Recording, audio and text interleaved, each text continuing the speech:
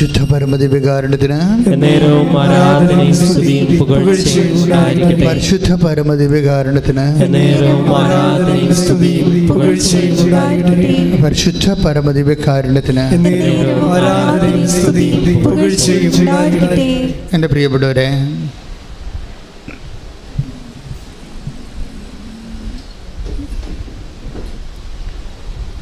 നമ്മൾ കൃപാസനത്തിൽ എത്തിച്ചേരുമ്പോൾ പുതുതായിട്ട് എടുത്തുന്ന ആൾക്കാരും പ്രത്യേകം ശ്രദ്ധിക്കേണ്ട കാര്യമാണ്.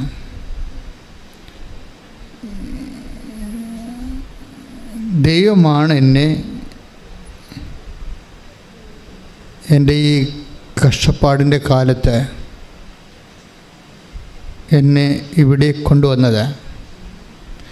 ഇത് എല്ലാവർക്കും അറിയാം, ഇത് ദൈവമാണ് കൊണ്ടുവന്നതെന്നൊക്കെ അറിയാം. പക്ഷെ എന്നാ പ്രോബ്ലം എന്ന് വെച്ച് കഴിഞ്ഞാൽ ഇൻവെസ്റ്റ്മെൻറ്റ് നിങ്ങളുടെ വിഷയവുമായിട്ട് ആനുപാതികമല്ല. അതാ പ്രശ്നം. ഇൻവെസ്റ്റ്മെൻ്റ് എന്ന് പറയുന്നത് ദൈവമാണ് കൊണ്ടുവന്നതെന്നറിയാം, ബട്ട് അവരുടെ ഒരു മിനിമം ഡൗട്ട് ചില ആൾക്കാർ നിലനിർത്തുന്നുണ്ട്. ഒക്കുമായിരിക്കും അല്ലേ? ചിലക്ക് കൃപാസനം മാതാവിൽ അനുഭവമില്ലാത്ത കൊണ്ട് വിശ്വാസം ചിലർക്ക് ആദ്യഘട്ടങ്ങളിൽ കുറവായി വരാം. ചിലർക്ക് അവരിൽ തന്നെ വിശ്വാസമില്ല. അവർ ചോദിക്കണം, എനിക്ക് ഉടമ്പടി പൂർത്തിയാക്കാൻ പറ്റുമായിരിക്കുമോ? അവർ തന്നെ എനിക്ക് ഉടമ്പടി പൂർത്തിയാക്കാൻ പറ്റുമോ? അപ്പോൾ ഇത് ഉടമ്പടി എന്ന് പറയുമ്പോൾ ഇതെൻ്റെ വലിയ മഹാസംഭവമാണ്, ഇത് ആർക്കും ചെയ്യാൻ പറ്റാത്ത കാര്യമാണെന്നുള്ളൊരു ധാരണയിലാണ് അവരങ്ങനെ പറയണത്. പക്ഷേ ഇത് ശരിക്കും പറഞ്ഞാൽ സിമ്പിളാണ്. സാധാരണ അതിന് നിങ്ങൾ ചെയ്യേണ്ട കാര്യങ്ങൾ, സാക്ഷ്യങ്ങൾ, ഈ സന്ത്രാസമൊന്നുമില്ലാതെ ഇങ്ങനെ സാക്ഷ്യങ്ങൾ കേട്ടുകൊണ്ടിരിക്കണം. സാക്ഷ്യങ്ങൾക്കുള്ള പ്രശ്നത്തിൽ നിങ്ങൾക്കറിയാം, സാക്ഷ്യങ്ങളുടെ പോക്കെന്ന് പറയുന്നത് ഒരു ധ്യാനകേന്ദ്രമായതുകൊണ്ട് സ്വാഭാവികമായി അവിടെ ദൈവം പ്രവർത്തിക്കും. അങ്ങനെ വരുന്ന സ്വാഭാവിക സാക്ഷ്യങ്ങളല്ല ഇവിടുത്തെ പ്രശ്നം. ഇവിടുത്തെ സാക്ഷ്യത്തിന് ഒരു ദൈവികമായ ലക്ഷ്യമുണ്ട്. എന്താണ് ലക്ഷ്യം? ആ ലക്ഷ്യം അമ്മയുടെ പ്രത്യക്ഷീകരണം സഭ സ്ഥിരീകരിക്കണം. അതാണ് പ്രശ്നം. അപ്പോൾ നമ്മുടെ പ്രശ്നം അല്ലത്, അത് ദൈവത്തിൻ്റെ പ്രശ്നമാണ്. അമ്മയുടെ പ്രത്യക്ഷീകരണം സമയഘടികാരം നെഞ്ചിൽ ചാർത്തി 10-8 സൂചി കാണിച്ച് ദുരന്തമുണ്ടാകാൻ പോണ പ്രാർത്ഥിക്കണമെന്ന് 2004 പ്രത്യക്ഷപ്പെട്ട് സന്ദേശം നൽകിയ അമ്മയുടെ ഈ പ്രത്യക്ഷീകരണം തിരുസഭ അംഗീകരിച്ച് ലോകത്തിന് മാതാവിൻ്റെ സന്ദേശം കൈമാറണം. അതാണ് അതിനു വേണ്ടിയാണ് ഈ ഉടമ്പടി തന്നിരിക്കുന്നത്. ഉടമ്പടി തന്നതിൻ്റെ കാരണം ഇപ്പോൾ എത്രയോ സ്ഥലങ്ങളിൽ പ്രത്യക്ഷീകരണം നടക്കുന്നു. അവിടെ ഒന്നും കൊടുക്കാത്ത ഒരു പ്രത്യേക രക്ഷാകര പദ്ധതി ആദ്യം 2015 ഈ അമ്മയുടെ പ്രത്യക്ഷീകരണത്തിൻ്റെ 10ാമത്തെ വർഷത്തിൽ, അത് 10ാം വർഷമായെന്ന് എനിക്ക് പോലും അതിനെക്കുറിച്ചൊരു കോൺഷ്യസ് ഇല്ലായിരുന്നു. കാര്യം കൃപാസനം വേറൊരു മോഡ് ഓഫ് സർവീസിൽ നന്നായിട്ട് പോയിക്കൊണ്ടിരുന്ന കാലമായിരുന്നു അത്. അപ്പോൾ ശുശ്രൂഷയ്ക്ക് പഞ്ഞമില്ലായിരുന്നു, ആൾക്കാർക്ക് കുറവില്ലായിരുന്നു, ഭംഗിയായിട്ട് പോയിക്കൊണ്ടിരിക്കുകയായിരുന്നു.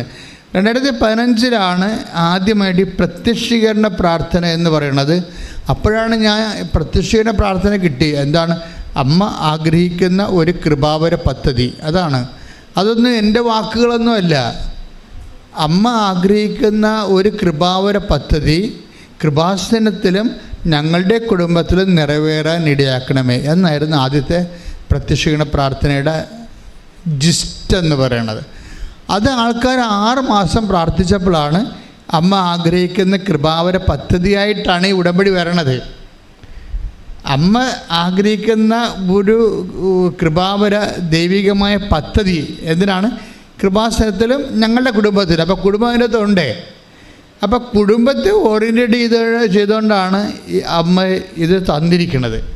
അപ്പോൾ തന്നെ ഉടമ്പടിയുടെ എല്ലാ വിഷയങ്ങളിലും കുടുംബജീവിതം തന്നെയാണ്. കുടുംബജീവിതം എന്ന് പറയണത് അതിനകത്ത് ജോലി, വീട്, വിവാഹം. നിങ്ങളവർക്ക് എപ്പോഴും ഇതൊക്കെ തന്നെ പറഞ്ഞുകൊണ്ടിരിക്കണത് എന്ന്. എന്നുവെച്ചാൽ നമ്മളെപ്പോഴും പറയണത് എന്താണ്? മാനുഷ്യമായ വിഷയങ്ങൾ തന്നെയാണ് പറയണത് എല്ലാം. അതിൻ്റെ കാരണം വെച്ച് കഴിഞ്ഞാൽ കുടുംബം എന്ന് പറയുന്നത് ഇതിനകത്ത് ഒരു പ്രധാനപ്പെട്ട ഫോക്കൽ പോയിൻ്റാണ്. കാര്യം കുടുംബം തകർച്ച നേരിടുന്ന, ദുരന്തം ഉണ്ടാകാൻ പോണ പ്രാർത്ഥിക്കണമെന്ന് പറയുമ്പോൾ നമ്മൾക്കറിയാം. അപ്പം ഞാൻ ചരിച്ചത് ഉടനെ പിറ്റേ മാസമാണ് സുനാമി ഉണ്ടായത്. പിന്നെ ഉടനെ ചിക്കൻ ഗുനിയ ഉണ്ടായി 2 കൊല്ലം കഴിഞ്ഞപ്പോൾ. പിന്നെ ഒരു 3 കൊല്ലം കഴിഞ്ഞപ്പോൾ നിപ്പ വൈറസ് വന്നു. പിന്നെ 2018 വന്നപ്പോൾ പ്രളയം വന്നു. 19 കോവിഡ് വന്നു. ഇങ്ങനെ ദുരന്തത്തിൻ്റെ ഒരു ഘോഷയാത്ര തന്നെ വന്നു. അപ്പം ഞാനും ആ ലെവലിലാണ് ചിന്തിച്ചുകൊണ്ടൊക്കെ ഇരിക്കണത്. പക്ഷേ എന്നാലും പ്രാർത്ഥന തന്നിരിക്കുന്നത് എന്താണ്? പ്രാർത്ഥന തന്നിരിക്കുന്നത് അമ്മ ആഗ്രഹിക്കുന്ന ഒരു കൃപാവര പദ്ധതി കൃപാസനത്തിലും ഞങ്ങളുടെ കുടുംബത്തിലും എന്നാണ് കിടക്കുന്നത്. ആ പ്രാർത്ഥനയിൽ 2015 ആ വെളിപാട് പ്രത്യക്ഷീകരണം, ആദ്യത്തെ പ്രത്യക്ഷ പ്രാർത്ഥന അതാണ്. അപ്പോഴേ കുടുംബമുണ്ട്. അപ്പോൾ ഏറ്റവും വലിയ ദുരന്തം എന്ന് പറയണത് ഞാൻ വിചാരിച്ചത് പ്രകൃതി ദുരന്തമായിരിക്കും എന്നാണ്. പക്ഷേ ഇപ്പോഴെന്താ ഈശോ പറയണത്? പ്രകൃതി ദുരന്തം മാത്രമല്ല, ഈ കാലങ്ങളിൽ ഏറ്റവും വലിയ ദുരന്തം സംഭവിച്ചത് കുടുംബങ്ങളിലല്ലേ? ഈ കാലങ്ങളിൽ ഏറ്റവും വലിയ ദുരന്തം സംഭവിച്ചത് കുടുംബങ്ങളിൽ ദുരന്തം സംഭവിച്ചാൽ പിന്നെ പ്രകൃതി സമാധാനമായിട്ടും കാര്യമില്ല. പിന്നെ കുടുംബം ദുരിതം അനുഭവിച്ചു. ഇപ്പം ചില ആൾക്കാർ വണ്ടി ഇടിച്ച് ചാകട്ടെ, എല്ലാം പെണ്ണുമ്പോൾ വഴക്കിട്ട് പോയില്ല, കുഞ്ഞുങ്ങളും പോയി, എനിക്കാരുമില്ല, പിന്നെ ചത്താലെന്താ? മറ്റുള്ള ദുരന്തങ്ങളെല്ലാം ആൾക്കാർക്ക് സെക്കൻഡറിയാണ്. നമ്മളെന്തിനാണ് രോഗമില്ലാതിരിക്കണം? എൻ്റെ കുഞ്ഞുങ്ങളെ പോറ്റണം. രോഗമില്ലാതിരിക്കണമെന്ന് ആഗ്രഹിക്കുന്നതിൻ്റെ പ്രധാനപ്പെട്ട ഘടകം എന്താണ്? എനിക്ക് ഒരമ്മ രോഗമില്ലാതിരിക്കണമെന്ന് ആഗ്രഹിക്കുന്നത് എന്തുകൊണ്ടാണ്? എൻ്റെ കണ്ണടയുന്നവരെ എൻ്റെ വരെ എങ്കിലും എൻ്റെ കുഞ്ഞുങ്ങൾ എവിടെയെങ്കിലും ഒന്ന് എത്തിക്കണം. കുടുംബമാണ് പ്രശ്നം. അപ്പോൾ ഈ കൃപാസനത്തിൻ്റെ ഫോക്കൽ പോയിൻ്റ് ദൈവികമായ ലക്ഷ്യങ്ങളിൽ ഫോക്കസ് ചെയ്തിരിക്കുന്ന കുടുംബത്തെയാണ്. ഈ കുടുംബം ലോകം മുഴുവൻ തകർന്നുകൊണ്ടിരിക്കുകയാണ്. അതിൻ്റെ ഒരു ചീവ് ഇപ്പോഴാണ് നമുക്ക് തട്ടണമെന്ന്. യൂറോപ്പൊക്കെ നേരത്തെ തകർന്നതിൻ്റെ കൂടെ പള്ളിയും തകർന്നു. കുടുംബം തകർന്നപ്പോൾ പള്ളിയും തകർന്നു. ഞാൻ ചില രാജ്യങ്ങളിൽ ചെന്നപ്പോൾ അവിടെ കരാട്ട പ്രാക്ടീസ് ചെയ്യുകയാണ്. അച്ഛാ കുടുംബം തകർന്നു അവിടെ. അപ്പോൾ എന്ത് പ്രശ്നം കഴിഞ്ഞാൽ കുടുംബം തകർന്ന് പള്ളി തകരും, അതുപോലെ തന്നെ സഭ തകരും, എല്ലാം തീരും. കാരണം ദൈവത്തിൻ്റെ പദ്ധതികൾ കുടുംബത്തോടാണ് ആദ്യകാലം മുതലേ ഉണ്ടായിരുന്നത്.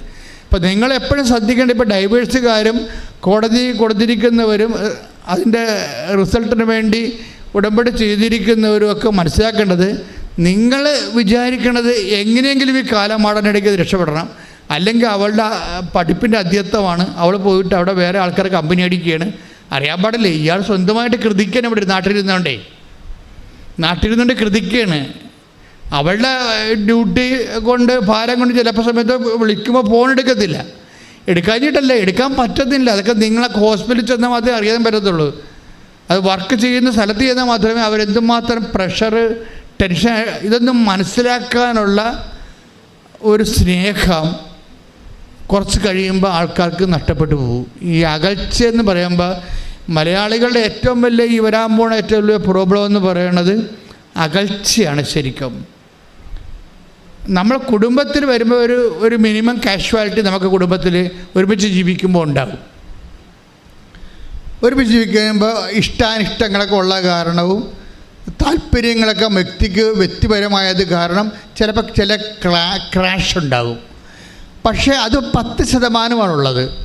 പക്ഷേ അകന്നിരിക്കുമ്പോൾ ഉള്ള ക്രാഷ് ഒരു 50% വരെ ചെല്ലും. എന്താ കാര്യം? ഈ അകന്നിരിക്കുമ്പോഴുള്ള റിലേഷൻസ് മുഴുവൻ ഇക്കണോമിക് ഫൈനാൻസ് റിലേഷനാണ്. Not body relation, not mental relation. സ്കൈപ്പിലൊക്കെ കാണാമെന്നൊക്കെ പറഞ്ഞാൽ കുറച്ച് ബോറടിക്കത്തില്ല മനുഷ്യന്. എന്തൊക്കെ പറഞ്ഞാലും മനുഷ്യന് ബോറെന്ന് പറഞ്ഞ സാധനം ഉണ്ടല്ലോ, അത് കുറച്ച് കഴിയുമ്പോൾ അടിക്കും നമുക്കിട്ട് വന്ന്. നമ്മൾ തിരിച്ചടിക്കാൻ വല്ലതും പറ്റുമോ ബോറിനിട്ട്? അത് സഹിക്കാൻ പറ്റത്തുള്ളൂ. അപ്പോൾ കുറച്ച് കഴിയുമ്പോൾ ഈ സംവിധാനങ്ങളൊന്നും സപ്പോർട്ടീവ് അല്ലാത്ത സമയം വരും. അപ്പോൾ എപ്പോഴും കടമാണ്, പണം വേണം, കടമാണ്, ശമ്പളം കിട്ടിയ ഇങ്ങനെ പറഞ്ഞുകൊണ്ടിരിക്കുമ്പോൾ റിലേഷൻസിൽ മുഴുവനും ഫൈനാൻസ് റിലേഷനേ ഉണ്ടാകത്തുള്ളൂ. Finance relation. അപ്പോൾ അല്ലെങ്കിൽ അവൻ വിചാരിക്കുന്നത് എൻ്റെ കുടുംബക്കാർ അപ്പനും അമ്മയും മക്കളും എല്ലാം കൂടി എന്നൊരു കറാപ്പോശായിട്ട് വെച്ചിരിക്കുകയാണെന്ന് തോന്നും. NRIയുടെ കുറേ ആൾക്കാർക്കുള്ള പ്രശ്നം എന്തായിരുന്നു? അവരമ്മയും മക്കളും എപ്പോഴും പപ്പായും വിളിക്കും, മമ്മി വിളിക്കും, പിള്ളേർ വിളിക്കും, ചിടുങ്ങി വിളിക്കും, കിടുങ്ങി വിളിക്കും, കുടുങ്ങി വിളിക്കും. എന്തായാലും കാശാണ് പ്രശ്നം. അയാൾക്കറിയാമല്ലോ, അത് കുറേ അഭ്യാസമൊക്കെ അറിയാമല്ലോ. ഈ കിടുങ്ങി കുടുങ്ങിയൊക്കെ വിളിക്കുന്നതിൻ്റെ പിന്നിൽ അവസാനം കാശിലേ വന്ന് നിൽക്കത്തുള്ളൂന്നറിയാം. പൂച്ചയെ എങ്ങനെ പിടിച്ചടഞ്ഞാലും 4 കാലേ വന്ന് നിൽക്കും. എന്ത് സംസാരമായാലും അവസാനം കാശിലേ വന്ന് നിൽക്കും. അപ്പോൾ ആൾക്കാർക്ക് ബോറടിക്കോ? അപ്പോൾ ഈ ബോറടിക്കുമ്പോൾ സ്വാഭാവികമായിട്ട് നിനക്കറിയാവോ, അല്ലെങ്കിൽ നിങ്ങൾക്കറിയാവോ ഞാൻ എന്ത് അവസ്ഥയിലാണ് ഇവിടെ ജീവിക്കണമെന്ന്? അപ്പോൾ അണ്ടർസ്റ്റാൻഡിങ്ങിൻ്റെ പ്രശ്നം വരും. മനസ്സിലാകുന്നില്ല. അപ്പോൾ ഇവിടുത്തെ കേമത്വം കഷ്ടപ്പാട് ഇവരും അങ്ങോട്ട് കെട്ടിയെഴുന്നള്ളിക്കും. അങ്ങോട്ടും ഇങ്ങോട്ടും കെട്ടിയെഴുന്നള്ളിച്ചിട്ട് എന്ത് കാണിക്കാനാണ്? ഒന്നും കാണിക്കാനില്ല. പക്ഷേ അതേസമയം തന്നെ ഞാൻ മനസ്സിലാക്കുന്ന വേറൊരു സത്യമുണ്ട്. കിട്ടുന്ന സമയം 10 മിനിറ്റ് ആണെങ്കിൽ 10 മിനിറ്റ് വീഡിയോ കോൺഫറൻസിൽ ജപമാല ചെല്ലണവരെ ഞാൻ കണ്ടിട്ടുണ്ട്. 10 മിനിറ്റേ കിട്ടത്തുള്ളവർക്ക്, 2 പേർക്ക് കിട്ടണ്ടില്ല സമയം. അപ്പം കിട്ടുന്ന സമയത്ത് അവർ ദൈവത്തിന് അതിനകത്ത് കക്ഷി ചേർക്കും. അങ്ങനെ വന്നു കഴിഞ്ഞാൽ, അതുകൊണ്ടാണ് ഈ എപ്പോഴും നമ്മൾ കുടുംബം സെറ്റ് ചെയ്യുമ്പോൾ ഒരേ വിശ്വാസത്തിലുള്ളവർ സെറ്റ് ചെയ്യണമെന്ന് പറഞ്ഞതിൻ്റെ കാരണം അതാണ്. നിങ്ങൾ ഒരേ ജോലി അനുസരിച്ചാണ് സെറ്റ് ചെയ്യണത്. ഒരേ ജോലി, PR അല്ലങ്ങനെയൊക്കെയുള്ള കാര്യങ്ങൾ വെച്ച് സെറ്റ് ചെയ്യണത്. പക്ഷേ അതുപോലെ തന്നെ പ്രധാനപ്പെട്ടതാണ് ഒരേ വിശ്വാസമെന്ന് പറയുന്നത്. ഒരേ വിശ്വാസത്തിലാണ് കുടുംബം സെറ്റ് ചെയ്യണമെന്നുണ്ടെങ്കിൽ കുറച്ചുകൂടി സുരക്ഷിതത്വം കിട്ടാം. പക്ഷേ വിശ്വാസം പ്രാക്ടീസ് ചെയ്യണം. വിശ്വാസം താത്വികമായിട്ട് ആശയപരമായിട്ട് ഇങ്ങനെ ഒരു ഇരുട്ടിൽ നിന്നിട്ട് കാര്യമില്ല. അത് പ്രാക്ടീസിങ് ഫെയ്ത്താണ്. ഫെയ്ത്ത് എന്ന് പറഞ്ഞാൽ പ്രാക്ടീസിങ് ആയിരിക്കണം. അല്ലെങ്കിൽ ഫെയ്ത്തിനൊരു കുഴപ്പമുള്ളത്, വിശ്വാസത്തിൻ്റെ കുഴപ്പമുള്ളത്, വിശ്വാസത്തിൻ്റെ അകത്ത് തന്നെ സംശയമുണ്ട്. ഇൻബിൽട്ടാണ്. വിശ്വാസത്തിൻ്റെ ഉള്ളിൽ ഇൻബിൽട്ടായിട്ട് വരുന്ന സാധനമാണ് സംശയം. അപ്പം കണ്ടൻറ്റ് വൈസ് വിശ്വാസത്തിൻ്റെ കണ്ടൻറ്റ് കുറഞ്ഞാൽ വിശ്വാസം കുറഞ്ഞു എന്ന് പറയാൻ പറ്റത്തില്ല, സംശയം കൂടിയെന്നാണ് പറയാൻ പറ്റത്തുള്ളൂ. കണ്ടൻറ്റ് വൈസ് അങ്ങനെ. മുട്ടയുടെ വെള്ളക്കാരും ചുവന്നക്കാരും ഇല്ലേ, അല്ലേ? അപ്പോൾ അതുപോലെ ചുവന്നക്കാർ കുറവാണെങ്കിൽ അത്രയും വെള്ളക്കാർ കൂടിയിരിക്കും. അതാണ് എൻ്റെ തീർച്ചയായും. വിശ്വാസം നിങ്ങൾക്ക് ഉണ്ടെന്ന് പറയുമ്പോൾ, വിശ്വാസം കുറവാണെന്ന് പറഞ്ഞാൽ അതിൻ്റെ അർത്ഥം സംശയം കൂടുതലാണെന്നാണ് അതിൻ്റെ അർത്ഥം. കാര്യം ഇത് രണ്ടും ഒരുമിച്ചാണ് പോണത്. ഇതൊരു ഭയങ്കര ട്രീറ്റ് ചെയ്യേണ്ട ഒരു സബ്ജക്റ്റാണിത്. അതായത് നിങ്ങൾക്ക് വിശ്വാസം കൂടിയെന്ന് പറഞ്ഞാൽ അതിൻ്റെ അർത്ഥം സംശയം കുറഞ്ഞെന്ന് അതിൻ്റെ അർത്ഥം. അപ്പം നമ്മൾ ടാർഗറ്റ് ചെയ്യേണ്ടത് എന്താണ്? വിശ്വാസത്തെ ടാർഗറ്റ് ചെയ്യണം. വിശ്വാസത്തെ നേരിട്ട് ടാർഗറ്റ് ചെയ്താൽ പറ്റത്തില്ല. വിശ്വാസം ഒരു റിസൾട്ടാണ്. വിശ്വാസം റിസൾട്ടാണ്. എന്തിനാണ് ടാർഗറ്റ് ചെയ്യേണ്ടത്? സ്നേഹത്തെയാണ് ടാർഗറ്റ് ചെയ്യേണ്ടത്. അതാണ് ബൈബിളിൻ്റെ ഒരു വെളിപാടതാണ്. എന്താണ്? സ്നേഹം എല്ലാം വിശ്വസിക്കുന്നു. ഇപ്പം സംശയത്തെ നമ്മൾ ടാർഗറ്റ് ചെയ്തിട്ട് കുറച്ച് സംശയം നീങ്ങിയത് കൊണ്ട് ആക്റ്റീവ് ഫെയ്ത്തിലേക്ക്, ഒരു അപ്ലൈഡ് ഫെയ്ത്തിലേക്ക് വരത്തില്ല. ആ പ്രായോഗിക വിശ്വാസത്തിലേക്ക് വരണമെന്നുണ്ടെങ്കിൽ നമുക്ക് ഇമോഷണൽ ഫാക്കൽറ്റി പവർഫുള്ളാകണം. പലപ്പോഴും സംശയം തീർക്കാൻ വേണ്ടി ഇൻ്റലക്ച്വൽ ഫാക്കൽറ്റിയിലാണ് നമ്മൾ പഠനങ്ങൾ ഉണ്ടാക്കിയിരിക്കുന്നത്. പഠനങ്ങൾ എപ്പോഴും ബൗദ്ധികമായ ഫാക്കൽറ്റിയിൽ മാത്രമേ അത്, പക്ഷേ അതിൻ്റെ കൂടെ സംശയങ്ങൾ തീർന്നാലും ഒരു ആക്റ്റീവ് ഫെയ്ത്തിലേക്ക്, ആ വിശ്വാസം പ്രയോഗിക്കുന്ന അവസ്ഥയിലേക്ക് വരണമെന്നുണ്ടെങ്കിൽ ആശയപരമായിട്ട് നമ്മൾ ഓക്കെ ആയാൽ മാത്രം പോരാ, നമ്മൾ വൈകാരികമായിട്ട് ഓക്കെ ആകണം. വൈകാരികമായിട്ട് ആരുമായിട്ട് ഓക്കെ ആകണം? ദൈവമായിട്ട് ഓക്കെ ആകണം. എന്ന് വെച്ചാൽ അർത്ഥം എന്താണ്? ദൈവമായിട്ടുള്ള സ്നേഹത്തിൻ്റെ ലെവല് വർദ്ധിപ്പിക്കണം. ഈ ദൈവമായിട്ടുള്ള സ്നേഹത്തിൻ്റെ ലെവല് വർദ്ധിപ്പിക്കാൻ വേണ്ടിയാണ് ഉടമ്പടിയിൽ അതിൻ്റെ ഫോർമുലയുണ്ട് മുഴുവനും. അത് നിങ്ങൾ എപ്പോഴും ചെയ്യണം. ഉടമ്പടിയിൽ വരുമെന്ന പ്രശ്നം ചില ആൾക്കാർക്ക് ഇടിപെട്ട് സാക്ഷ്യങ്ങൾ പറയാൻ കാര്യം, ദൈവവുമായിട്ടുള്ള ഇവരുടെ വൈകാരിക ബന്ധം പെട്ടെന്ന് ബൂസ്റ്റഡ് ആവും. ഉടമ്പടിയിൽ ദൈവമായിട്ടുള്ള, ഇപ്പം ചെറിയ പറഞ്ഞു, ഞാൻ നല്ല വെയിലായിരുന്നു അച്ഛാ, ഇപ്പം ഇന്നലെയൊക്കെ പറഞ്ഞ നല്ല ചെറുപ്പകാലത്തൊക്കെ വന്നപ്പോൾ ഇടിപെട്ട് സാക്ഷ്യം പറഞ്ഞു, നല്ല വെയിലായിരുന്നു, വേർത്തൊലിച്ചു, ഞാൻ 10 രൂപ കൊണ്ട് പ്രേക്ഷിത പ്രവർത്തനത്തിൽ ചെന്നപ്പോൾ തന്നെ കൊന്തയിട്ട ഒരാൾ എന്നെ കളിയാക്കിയെന്ന്. അപ്പോൾ എനിക്ക് സങ്കടം വന്നു. കാര്യം കൊന്തയിട്ടവൻ തന്നെ എന്നെ കളിയാക്കി. കൊന്തയിട്ടവൻ ചിലപ്പോൾ അവൻ കൊന്തയിട്ടോണ്ട് നിൽക്കായിരിക്കും, പിശാചിനും കൊന്തയിടാവില്ല. അതിലത്തെ കാര്യമില്ല. എന്തുമാത്രം പിശാചൊക്കെ കൊന്തയിട്ട് നടക്കണം, അതിലെ കാര്യമില്ല. പക്ഷേ ഇവളെ സംബന്ധിച്ചിടത്തോളം അത് വലിയൊരു തട്ടായി. അപ്പം എന്നാ ചെയ്ത്? അപ്പം അതിന് നിസ്സാരം അത്രേ ഉള്ളൂ. അതായത് നിൻ്റെ വിശ്വാസം ഈ കൊന്തയിട്ട് നിൽക്കുന്ന പിശാചിനേക്കാൾ അതൊരു പ്രലോഭനമായിട്ട് തന്നിരിക്കുകയും അതിനെ നീ അതിജീവിക്കണം. എന്നുവെച്ചാൽ അതിജീവിക്കണം എന്നാണ്? വിശ്വാസം അതിജീവിക്കണം എന്നല്ല, എന്നോടുള്ള നിൻ്റെ സ്നേഹം ഈ കൊന്തയിട്ട പിശാചിൽ നൽകുന്ന പ്രലോഭനത്തെക്കാൾ നിൻ്റെത് ഉയർത്തണം. ദാറ്റ് മീൻസ് നീ സ്നേഹത്തിൽ വളരണം. ശ്രുതികട്ടെ ഹല്ലേലൂയ. ഹല്ലേലൂയ. യേശുവേ ആരാധന. യേശുവേ ഹല്ലേലൂയ ഹല്ലേലൂയ ഹല്ലേലൂയ. യേശുവേ സ്തുതി ഹല്ലേലൂയ ഹല്ലേലൂയ ഹല്ലേലൂയ ഹല്ലേലൂയ ഹല്ലേലൂയ ഹല്ലേലൂയ. യേശുവേ സ്തുതി ഹല്ലേലൂയ ഹല്ലേലൂയ ഹല്ലേലൂയ ഹല്ലേലൂയ ഹല്ലേലൂയ ഹല്ലേലൂയ.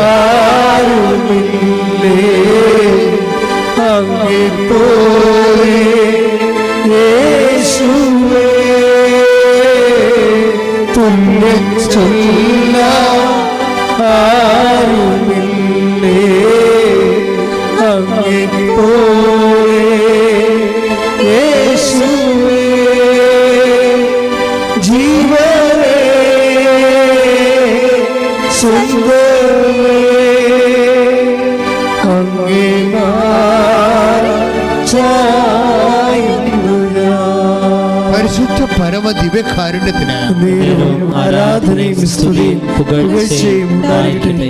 അപ്പം ഇതൊക്കെ നിങ്ങൾ ഇപ്പോൾ അച്ഛൻ പരിശുദ്ധ പരമ ദിവ്യകാരുണ്യത്തിന് പറയുമ്പോൾ ഇപ്പോൾ നിങ്ങൾ എല്ലാവരും ഉത്തരമായിട്ട് പരിശുദ്ധ പരമ ദിവ്യകാരുണ്യത്തിന് എന്ന് പറയുമ്പോൾ നിങ്ങൾ ഉത്തരമായിട്ട് എന്ത് പറയും? എന്നേരവും ആരാധനയും സ്തുതിയും പുകഴ്ച. അപ്പോൾ ഈ പറഞ്ഞിരിക്കുന്ന ഇപ്പോൾ ഇതിനകത്ത് 1000 പേരുണ്ടെങ്കിൽ മാർക്ക് ഇടുകയാണെങ്കിൽ ചിലർക്ക് 2 മാർക്ക്. എന്നേരവും ആരാധനയും സ്തുതിയും പുകഴ്ച ഉണ്ടാകട്ടെ എന്ന് പറഞ്ഞില്ലേ? അങ്ങനെ പറഞ്ഞ ഉത്തരത്തിന് ചിലക്ക് 2 മാർക്ക്, ചിലക്ക് 6 മാർക്ക്, ചിലക്ക് 8 മാർക്ക്, ചിലക്ക് 9 മാർക്ക്. അതിൻ്റെ വ്യത്യാസം നിങ്ങളെല്ലാം പറഞ്ഞ ഒന്നല്ലേ? നിങ്ങളെല്ലാം പറഞ്ഞ ഒന്നല്ലേ? പിന്നെ എന്തിനാ മാർക്ക് വ്യത്യാസം ഉണ്ടാകണത്? അത് ചിലർ ബോധമില്ലാതെ പറയും, ചിലർ യാന്ത്രികമായിട്ട് പറയും, ചിലർ വിശ്വാസത്തോടെ പറയും, ചിലർ സ്നേഹത്തോടെ പറയും. അതിനാ മാർക്ക് വേണ്ടത്? സ്നേഹത്തോടെ പറയുന്നതിനാണ് മാർക്ക് 9 മാർക്ക്. കൈയടിച്ച് കർത്താവ് ഹല്ലേലൂയ ഹല്ലേലൂയ ഹല്ലേലൂയ ഹല്ലേലൂയ. സ്നേഹത്തോടെ ജീവനേ സുന്ദരമേ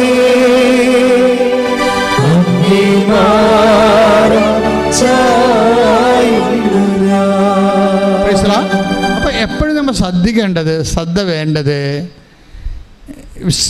പ്രാർത്ഥിക്കുമ്പോൾ എപ്പോഴും നിങ്ങൾ ചിന്തിക്കേണ്ടത് അത് സ്നേഹത്തോടെയാണ് പ്രാർത്ഥിച്ചതെന്ന്. എപ്പോഴും നമ്മൾ ഇൻട്രോസ്പെക്റ്റ് ചെയ്യണം. എപ്പോഴും നമ്മൾ ഒരു ആന്തരികമായിട്ടുള്ള ചോദ്യം ഉണ്ടാക്കേണ്ടത് എന്താണ്? ഞാൻ സ്നേഹത്തോടെയാണ് പ്രാർത്ഥിച്ചത്. സ്നേഹത്തോടെയാണ് ഞാൻ കർത്താവിന് കൈമാറിയത്. സ്നേഹത്തോടെയാണ് ഞാൻ ഉടമ്പടി വിശ്വാസം പ്രയോഗത്തിലേക്ക് വരുന്നത്. പ്രാർത്ഥിക്കുക. കർത്താവായ ദൈവമേ, ഉടമ്പടിയുടെ ഓരോ പദ്ധതികളും പ്രക്രിയകളും ഞാൻ നിറവേറ്റുമ്പോൾ ദൈവസ്നേഹത്തോടെ നിറവേറ്റുവാൻ എന്നെ സഹായിക്കണമേ. ഇത് പെട്ടെന്ന് ബൂസ്റ്റപ്പ് ആവും. സ്നേഹത്തെ നിങ്ങൾ അഡ്രസ്സ് ചെയ്ത് കഴിഞ്ഞാൽ, ഇപ്പം ഞാനൊക്കെ വന്ന ഒരു വഴിയാണ് ഞാൻ നിങ്ങളോട് പറയണത്. ഞാൻ വന്ന വഴിയൊന്നുമല്ല, ബൈബിളിലുള്ള എല്ലാം ഈ ടൈപ്പാണ്. ഇന്നലെ കെസ്സിയ എന്നും പറഞ്ഞൊരു മോളുടെ സാക്ഷ്യങ്ങൾ. കെസ്സിയയുടെ പ്രോബ്ലം, കെസ്സിയ അപ്പനെയും കൊണ്ട് വന്നിരിക്കുകയാണ് ഇവിടെ. എനിക്ക് ഈ ആഴ്ചയിൽ ഏറ്റവും ടോപ്പായിട്ട് എന്നെ സ്പർശിച്ചത് കെസ്സിയയുടെ സാക്ഷ്യമാണ്. എന്താ സംഭവം വെച്ച് കഴിഞ്ഞാൽ, കെസ്സിയ അപ്പനെയും കൊണ്ട് വന്നിട്ട് അപ്പനെ ഫെയിൻറ്റിങ്ങും അതുപോലെ തന്നെ ഇയർ ബാലൻസിൻ്റെ പ്രോബ്ലമാണ്. അപ്പോൾ ഇയർ ബാലൻസിന് അപ്പോൾ കെസ്സിയുടെ ഒരു പ്രത്യേകത, ഉടമ്പടിയുടെ ധ്യാനങ്ങളെല്ലാം ഇവൾ പ്രാർത്ഥിച്ചാണ് കേൾക്കണത്. ഉടമ്പടിയുടെ ധ്യാനം കൂടാൻ വേണ്ടി കൂടും. ഉടമ്പടി എടുക്കുമ്പോൾ നിങ്ങൾക്കറിയാമല്ലോ, ധ്യാനം കൂടണമെന്ന് പറഞ്ഞാൽ എന്താണ്, അപ്ഡേഷൻസ് ഉണ്ടാകണത് എല്ലാം ഇവിടെ. നിങ്ങളുടെ സബ്ജക്റ്റ് എപ്പോൾ സംസാരിക്കുമെന്ന് ആർക്കും അറിയാൻ പറ്റത്തില്ലല്ലോ. ഉടമ്പടി എന്ന് പറയുമ്പോൾ ഈ പുറപ്പാട് 25-35 വെച്ചുള്ള സംസാരമാണ്. കാര്യം ഞാൻ എൻ്റെ ജനങ്ങളോട് കൃപാസനത്തിൽ നിന്ന് സംസാരിക്കുമെന്നല്ല പറഞ്ഞിരിക്കുന്നത്. അപ്പോൾ അങ്ങനെ സംസാരിക്കുമ്പോൾ ഉടമ്പടി ധ്യാനത്തിന് മറ്റു വചന പ്രഘോഷങ്ങളെക്കാളും സന്ദേശവിഹിതമായിട്ട് വ്യത്യാസങ്ങളുണ്ട്. കാരണം നിങ്ങളുടെ വിഷയം ചിലപ്പോൾ സംസാരിച്ചെന്ന് വരും കർത്താവ്. നിങ്ങളിപ്പോൾ ഇന്ന് കടന്നു പോകുന്ന പർട്ടിക്കുലർ പ്രോബ്ലം നിങ്ങൾക്കറിയാമല്ലോ. നമ്മൾ ദൈവത്തോട് അടുക്കുമ്പോൾ കരയാൻ മാത്രമേ നമുക്ക് നേരം ഉണ്ടാകത്തുള്ളൂ. സ്നേഹം കൊണ്ടും കേട്ടും മനസ്സിലാക്കിയും നമ്മളറിയാതെ ഇങ്ങനെ ദൈവം ഇത്രയും നമ്മളൊരു കൃമിയും കീടമൊക്കെ ഇട്ടും നമുക്ക് നമ്മുടെ നാട്ടുകാർ പോലും നമ്മളെ അംഗീകരിക്കണില്ല, നമ്മുടെ വീട്ടുകാർ പോലും നമ്മൾ അംഗീകരിക്കണില്ല. വീട്ടിൽ തന്നെ ഗ്രൂപ്പിസമാണ്. അപ്പോൾ അങ്ങനെയൊക്കെ വരുമ്പോൾ നമുക്കറിയാം ഈ വീട്ടിൽ എനിക്കൊരു വിലയുമില്ല. അപ്പോൾ അങ്ങനെ ഈ ഇപ്പം നിൻ്റെ വീട്ടിൽ നിനക്ക് വിലയില്ലാത്തൊരവസ്ഥയാണെന്ന് വിചാരിച്ചോ. ചിലപ്പോൾ അവരുടെ അനീതിയായിരിക്കും, ചിലപ്പോൾ നിൻ്റെ കയ്യിരിപ്പ് കൊണ്ടായാലും, പക്ഷേ ഫീൽ ചെയ്യണത് നിനക്കാണ്. പക്ഷേ ഇങ്ങനെ ഒരു പൊസിഷനാണെങ്കിൽ പോലും ആരും തരാത്തൊരു വില ദൈവം നമുക്ക് തരും. അത് നമ്മുടെ സാക്ഷ്യങ്ങൾ കേൾക്കുമ്പോൾ മനസ്സിലാകും. ഇത് ആരും അപ്പം സ്വന്തം വീട്ടുകാർ പോലും തരാത്ത വില. അപ്പോഴും നീ എപ്പോഴും മനസ്സിലാക്കേണ്ട ഇതാണ്, നിൻ്റെ വീട്ടിൽ പോലും നിനക്കില്ലാത്ത വില ദൈവത്തിൻ്റെ തിരുസേന നിനക്കുണ്ട്. പക്ഷെ നീ ഇത് കണ്ടെത്തണം. പ്രാർത്ഥിക്കുക. കർത്താവ് ദൈവമേ, നിനക്ക് എന്നോട് നീ കൽപ്പിക്കുന്ന വില മനസ്സിലാക്കാനുള്ള കൃപ എനിക്ക് നൽകണമേ. നീ എനിക്ക് കൽപ്പിക്കുന്ന വില മനസ്സിലാക്കാനുള്ള കൃപ എനിക്ക് നൽകണമേ. അപ്പൊ കെസ്സിയ വന്ന് പറഞ്ഞത്, അവളുടെ അപ്പൻ ഇങ്ങനെ ഇയർ ബാലൻസായിട്ട് ഡോക്ടർ പറഞ്ഞു, ഇനി നിങ്ങളുടെ നിങ്ങളുടെ പഴയ ജോലിയൊന്നും ചെയ്യാൻ പറ്റത്തില്ലെന്ന് പറഞ്ഞു. അപ്പോൾ ഇനി കുടുംബം അരിമുട്ടിയല്ലോ, ഇനി എന്ത് ചെയ്യും എന്നൊക്കെ വിചാരിച്ചുകൊണ്ട് വിഷമിക്കുമ്പോൾ പെട്ടെന്ന് ഉടമ്പടി ധ്യാനത്തിലൂടെ പറയുന്നു, നിങ്ങൾ ഉടമ്പടിയിലാണെങ്കിൽ ഉടമ്പടി ധ്യാനത്തിനെ ശ്രദ്ധിക്കണം. ആ ധ്യാനത്തിലൂടെ കർത്താവ് നിങ്ങളോട് സംസാരിക്കുമെന്ന് പറഞ്ഞു. അപ്പോൾ ഇത് കേട്ട ഉടനെ പിന്നെ എന്താ കെസ്സിയോട് പറഞ്ഞത്, ഉടമ്പടിയിലിരിക്കുന്ന വ്യക്തികൾ മറ്റു വ്യക്തികളുടെ സ്വരങ്ങൾ ശ്രദ്ധിക്കണം. ഇതൊക്കെ ഞാനിങ്ങനെ ഓർത്ത് പറയണമല്ലേ. ഇവിടെ വരുമ്പോൾ കുറേ കാര്യം കർത്താവ് എനിക്ക് പറഞ്ഞു തരും. അപ്പോൾ അത് ഞാൻ പറഞ്ഞുകൊണ്ടിരിക്കുന്ന സമയത്ത് കർത്താവ് വേറെ കാര്യങ്ങൾ പറയും. അപ്പോൾ അതൊക്കെ ഞാൻ ഞാൻ കേൾക്കണ മനസ്സിൽ ഈശോ പറഞ്ഞ് കേൾക്കണ കാര്യങ്ങൾ നിങ്ങളോട് പറയും. പക്ഷേ ഇത് ആരെങ്കിലും കർത്താവ് ഉദ്ദേശിക്കുന്നുണ്ടാകും. അതുകൊണ്ടാണ് ദൈവത്തിൻ്റെ മുമ്പിൽ നിങ്ങൾക്ക് വില ഉണ്ടെന്ന് പറയാൻ കാര്യം. ദൈവത്തിൻ്റെ മുമ്പിൽ നിങ്ങൾ എത്ര കെട്ടേണ്ട മനുഷ്യരാണെന്ന് പറഞ്ഞാലും ദൈവം നിങ്ങളുടെ വില ഒരിക്കലും കുറയത്തില്ല. സ്വർണം പോലെയല്ലേ, സ്വർണത്തിൻ്റെ വില കുറയത്തില്ലല്ല. ചളങ്ങിയാലും കുറയത്തില്ല, അത് കറുത്താലും കുറയത്തില്ല, വില കുറയത്തില്ല അതിൻ്റെ. അപ്പം അതുപോലെ നീ സ്വർണ്ണമാണ് വിലാപങ്ങളുടെ പുസ്തകത്തിൽ നമ്മളോട് പറഞ്ഞിട്ടുണ്ട്, നീ സ്വർണ്ണമാണ് എനിക്കെന്ന്. സ്വർണം മങ്ങിപ്പോയത് എന്താണെന്നൊക്കെ ചോദിക്കുന്നുണ്ട്, പക്ഷേ വില കുറഞ്ഞ എന്താണെന്ന് പറഞ്ഞിട്ടില്ല. Take the word of God. വിലാപങ്ങൾ 4-ാം അധ്യായം 1-ാമത്തെ വാക്യം. സ്വർണം എങ്ങനെ മങ്ങിപ്പോയി, തങ്കത്തിന് എങ്ങനെ മാറ്റം വന്നു, വിശുദ്ധ മന്ദിരത്തിൻ്റെ കല്ലുകൾ വഴിക്കവലയിൽ ചിതറിക്കിടക്കുന്നു. പ്രീസ് ദി ലോർഡ്. അതായത് ഇസ്രായേലിനെ കുറിച്ചും വിശ്വാസത്തെക്കുറിച്ചും ദൈവപൈതലിനെ കുറിച്ചും പറയുന്നത്, ദൈവം ചോദിക്കണം എങ്ങനെ, സ്വർണത്തിൻ്റെ വില എങ്ങനെ കുറഞ്ഞെന്നല്ല ചോദിക്കുന്നത്. അങ്ങനെ ഒരിക്കലും കുറയത്തില്ല. നീ സ്വർണമാണ്, നിനക്ക് സംഭവിക്കാൻ സാധ്യതയുള്ളത് എന്താണ്? മങ്ങിപ്പോകാം.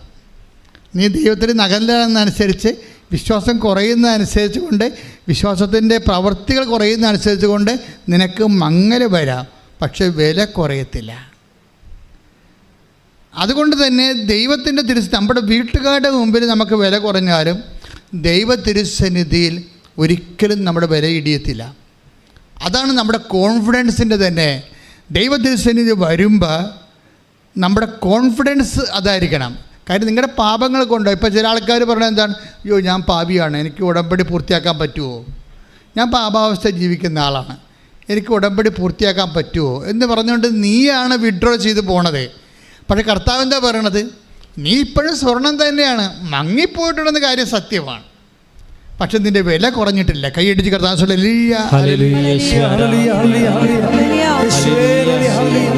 ജീവനേ സ്വന്തമേ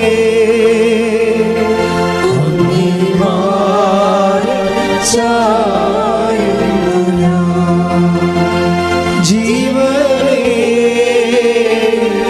സ്വന്തമേ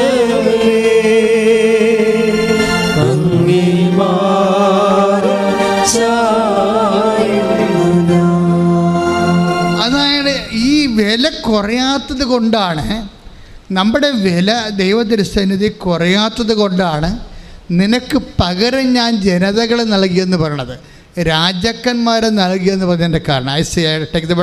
ശ്രദ്ധിക്കട്ടെ. ഹല്ലേലൂയ, ഹല്ലേലൂയ, ഹല്ലേലൂയ, ഹല്ലേലൂയ. യേശുവേ നന്ദി, യേശുവേ സ്തുതി. ഹല്ലേലൂയ, ഹല്ലേലൂയ, ഹല്ലേലൂയ, ഹല്ലേലൂയ, ഹല്ലേലൂയ, ഹല്ലേലൂയ, ഹല്ലേലൂയ. യേശുവേ ആരാധന, ആരാധന, ആരാധന. യേശുവേ മഹത്വം, മഹത്വം, മഹത്വം. യെശയ്യാ പ്രവാചകന്റെ പുസ്തകം 43-ാം അധ്യായം 4-ാമത്തെ വാക്യം. നീ എനിക്ക് വിലപ്പെട്ടവനും, പറഞ്ഞ്, നീ എനിക്ക് വിലപ്പെട്ടവനും ബഹുമാന്യനും പ്രിയങ്കരനും ആയതുകൊണ്ട് നിനക്ക് പകരമായി മനുഷ്യരെയും നിന്റെ ജീവന് പകരമായി ജനതകളെയും ഞാൻ നൽകുന്നു. ഭയപ്പെടേണ്ട, ഞാൻ നിന്നോട് കൂടെയുണ്ട്. ഭയപ്പെടേണ്ട, ഞാൻ നിന്നോട് കൂടെയുണ്ട്. ഹല്ലേലൂയ, ഹല്ലേലൂയ, യേശുവേ സ്തുതി. ഹല്ലേലൂയ, ഹല്ലേലൂയ, ഹല്ലേലൂയ, ഹല്ലേലൂയ, ഹല്ലേലൂയ. ഭയപ്പെടേണ്ട മകനേ, മകനേ, ഞാൻ നിന്റെ ദൈവമല്ലേ.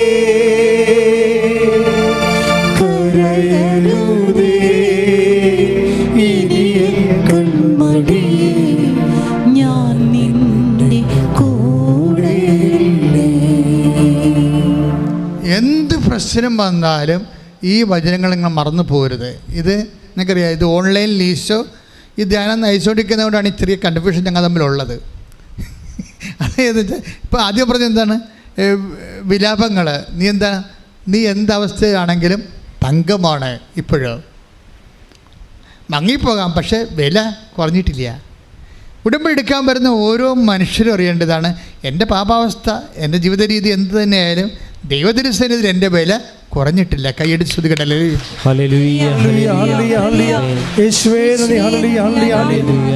യേശുവേ സ്തുതി. ഹല്ലേലൂയ, ഹല്ലേലൂയ, ഹല്ലേലൂയ, ഹല്ലേലൂയ, ഹല്ലേലൂയ.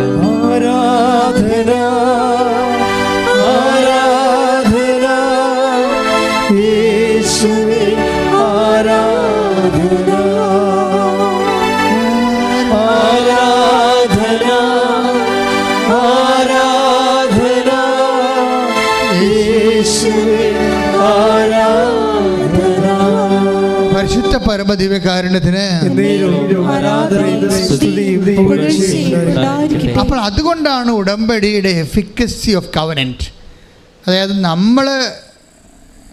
നമ്മളെ തന്നെ വിലയിടിച്ചാലും അങ്ങനെ നമ്മൾ ചിന്തിച്ചാലും ദൈവം അങ്ങനെ ചിന്തിക്കുന്നില്ല. അതുകൊണ്ട് തന്നെ നീ ഫ്രഷായിട്ടാണ് നീ ദൈവസന്നിധിയിൽ ഉടമ്പടി എടുക്കുന്നത്. പക്ഷേ ഉടമ്പടി എടുക്കുമ്പോൾ നിനക്കെന്താ ചെയ്യേണ്ടത്?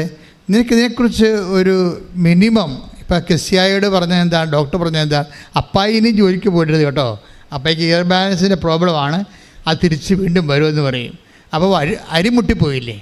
അരിമുട്ടിക്കഴിഞ്ഞപ്പോൾ അവൾ ഉടമ്പടി എടുത്ത് ഇപ്പോൾ പറഞ്ഞ അരിമുട്ടിയല്ല ഈശോ എന്ന് പറഞ്ഞു. ഇത് ചില ഈ മനുഷ്യന്മാരുടെ പ്രോബ്ലം എന്ന് വെച്ച് കഴിഞ്ഞാൽ അവർ ഈ വിശ്വാസ ലെവലിനേക്കാൾ വിശ്വാസ ലെവൽ നെഗ്ലിജിബിളായിട്ട് കളയും.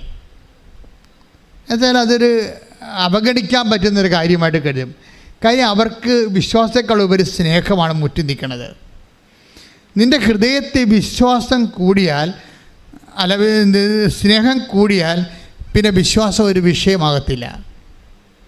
ചില ആൾക്കാർ വന്ന് ചോദിക്കുമല്ലോ, വന്ന് അവിടെ വന്ന് വെച്ചും ഉടമ്പടി എടുക്കണം, പോയി നോക്കാം, മറ്റുള്ളവരുടെ സാക്ഷിയൊക്കെ കേൾക്കാം, അല്ലെങ്കിൽ അമ്മയെ കൊണ്ട് ഉടമ്പടി എടുപ്പിച്ചിട്ട് നോക്കാം, അമ്മയ്ക്ക് എന്ത് കിട്ടിയെന്ന് അറിയാം. ഇങ്ങനെയൊക്കെ ടെസ്റ്റ് അടിക്കാൻ വേണ്ടി ചില ആൾക്കാർ വരുന്നില്ലേ. അവൻ്റെ കാര്യം പോക്കായിരിക്കും. എന്താ കാര്യം? അവൻ ടെസ്റ്റ് ചെയ്യണത് ആരെയാ? കർത്താവിനെയല്ല ടെസ്റ്റ് ചെയ്യണത്. അവൻ ടെസ്റ്റ് ചെയ്യണത് ആരെയാണ് ശരിക്കും? അവനെ തന്നെ ടെസ്റ്റ് ചെയ്യണം. എന്താണ്? എനിക്കിത് പറ്റത്തില്ലെന്ന് അവൻ തന്നെത്താൻ ധരിക്കുന്നു. എനിക്ക് ഉടമ്പടി പറ്റത്തില്ലെന്ന് ധരിക്കുന്നു. പക്ഷേ ദൈവം എന്താ പറയണത്? നിനക്ക് പറ്റുമെന്നാണ് ദൈവം പറയണത്. എന്താണ്? നീ ഇപ്പോഴും തങ്കവാ, നിൻ്റെ വില കുറഞ്ഞിട്ടില്ല, നീ നിന്നെ തന്നെ മോശമായിട്ട് അണ്ടർ എസ്റ്റിമേറ്റ് ചെയ്യേണ്ടതാണ്. അപ്പോൾ ആദ്യം ചെയ്യേണ്ടത് ഉടമ്പടിയിലേക്ക് വരുമ്പോൾ അണ്ടർ എസ്റ്റിമേറ്റ്, നമ്മളെ തന്നെ വില കുറച്ച് കളയുന്ന ആ സംഭവം മാറ്റിവെക്കണം. മാറ്റിയിട്ട് എൻ്റെ കർത്താവ് എന്നെ ഇവിടെ കൊണ്ടുവന്നത് എൻ്റെ ദൈവം തന്നെയാണ്. ഇന്നും ദൈവതിരുസ്ഥൻ്റെ എനിക്ക് വിലയുള്ളത് കൊണ്ടാണ് എൻ്റെ കണ്ണീരിൻ്റെ കാലത്ത് ആര് പറഞ്ഞാലും എന്ത് കേട്ടാലും ഇവിടെ ഞാൻ വന്നതിൻ്റെ കാരണം എന്ന് പറഞ്ഞ് നീ ദൈവമായിട്ട് കൈ കൊടുക്കണം. എന്താ കാര്യം? നിൻ്റെ ജീവിതം എല്ലാം പുതുതായിട്ട് തുടങ്ങാൻ പോകുകയാണ്. ഇനി നിൻ്റെ ജീവിതം ദൈവം തീരുമാനിക്കും, വേറെ ആരും തീരുമാനിക്കാനില്ല. ബാങ്കുകാർ തീരുമാനിക്കത്തില്ല, ഡോക്ടർ തീരുമാനിക്കത്തില്ല, ആരുമേ തീരുമാനിക്കത്തില്ല. നിൻ്റെ കാര്യം ആര് തീരുമാനിക്കും? നിന്റെ ദൈവം തീരുമാനിക്കും. കൈയടിച്ച് ശ്രദ്ധിക്കട്ടെ. ഹല്ലേലൂയ, ഹല്ലേലൂയ, യേശുവേ ആരാധന, ആരാധന, ഹല്ലേലൂയ, ആരാധന, ഹല്ലേലൂയ, ഹല്ലേലൂയ,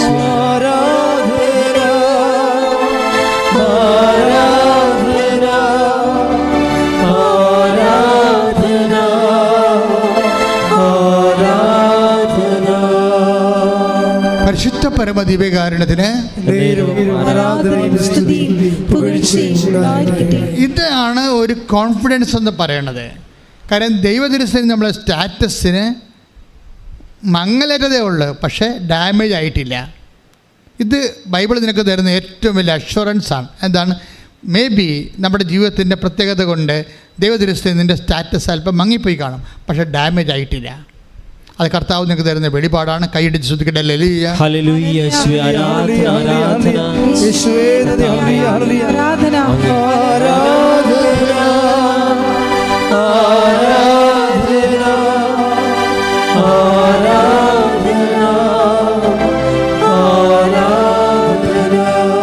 തുല്യം ചെയ്യാൻ തുല്യം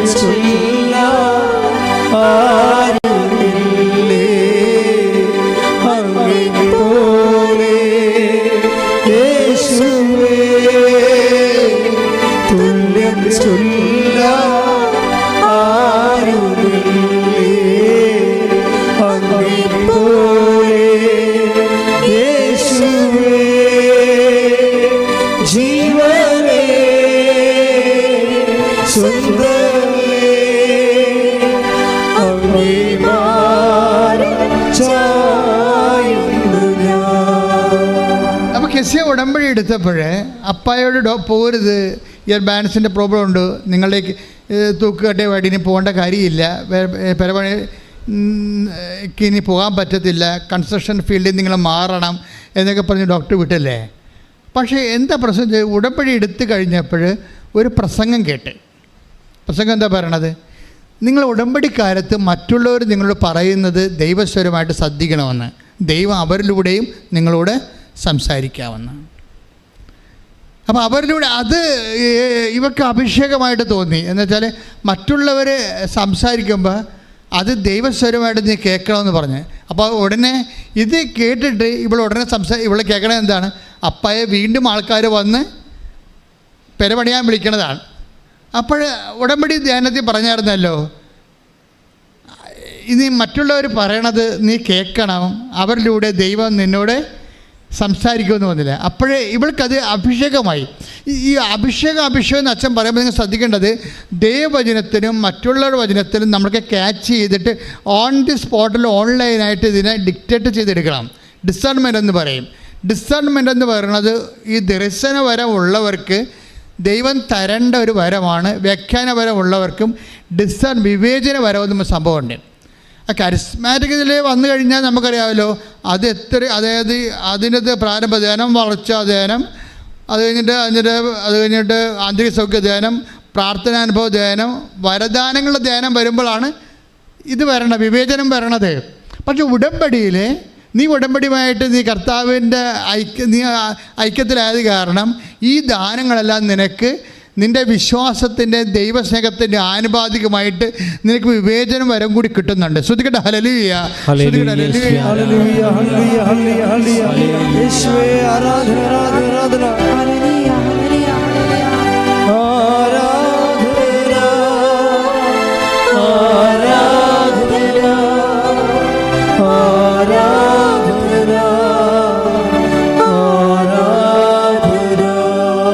പരിശുദ്ധ പരമദിവ്യകാരുണ്യത്തിന്.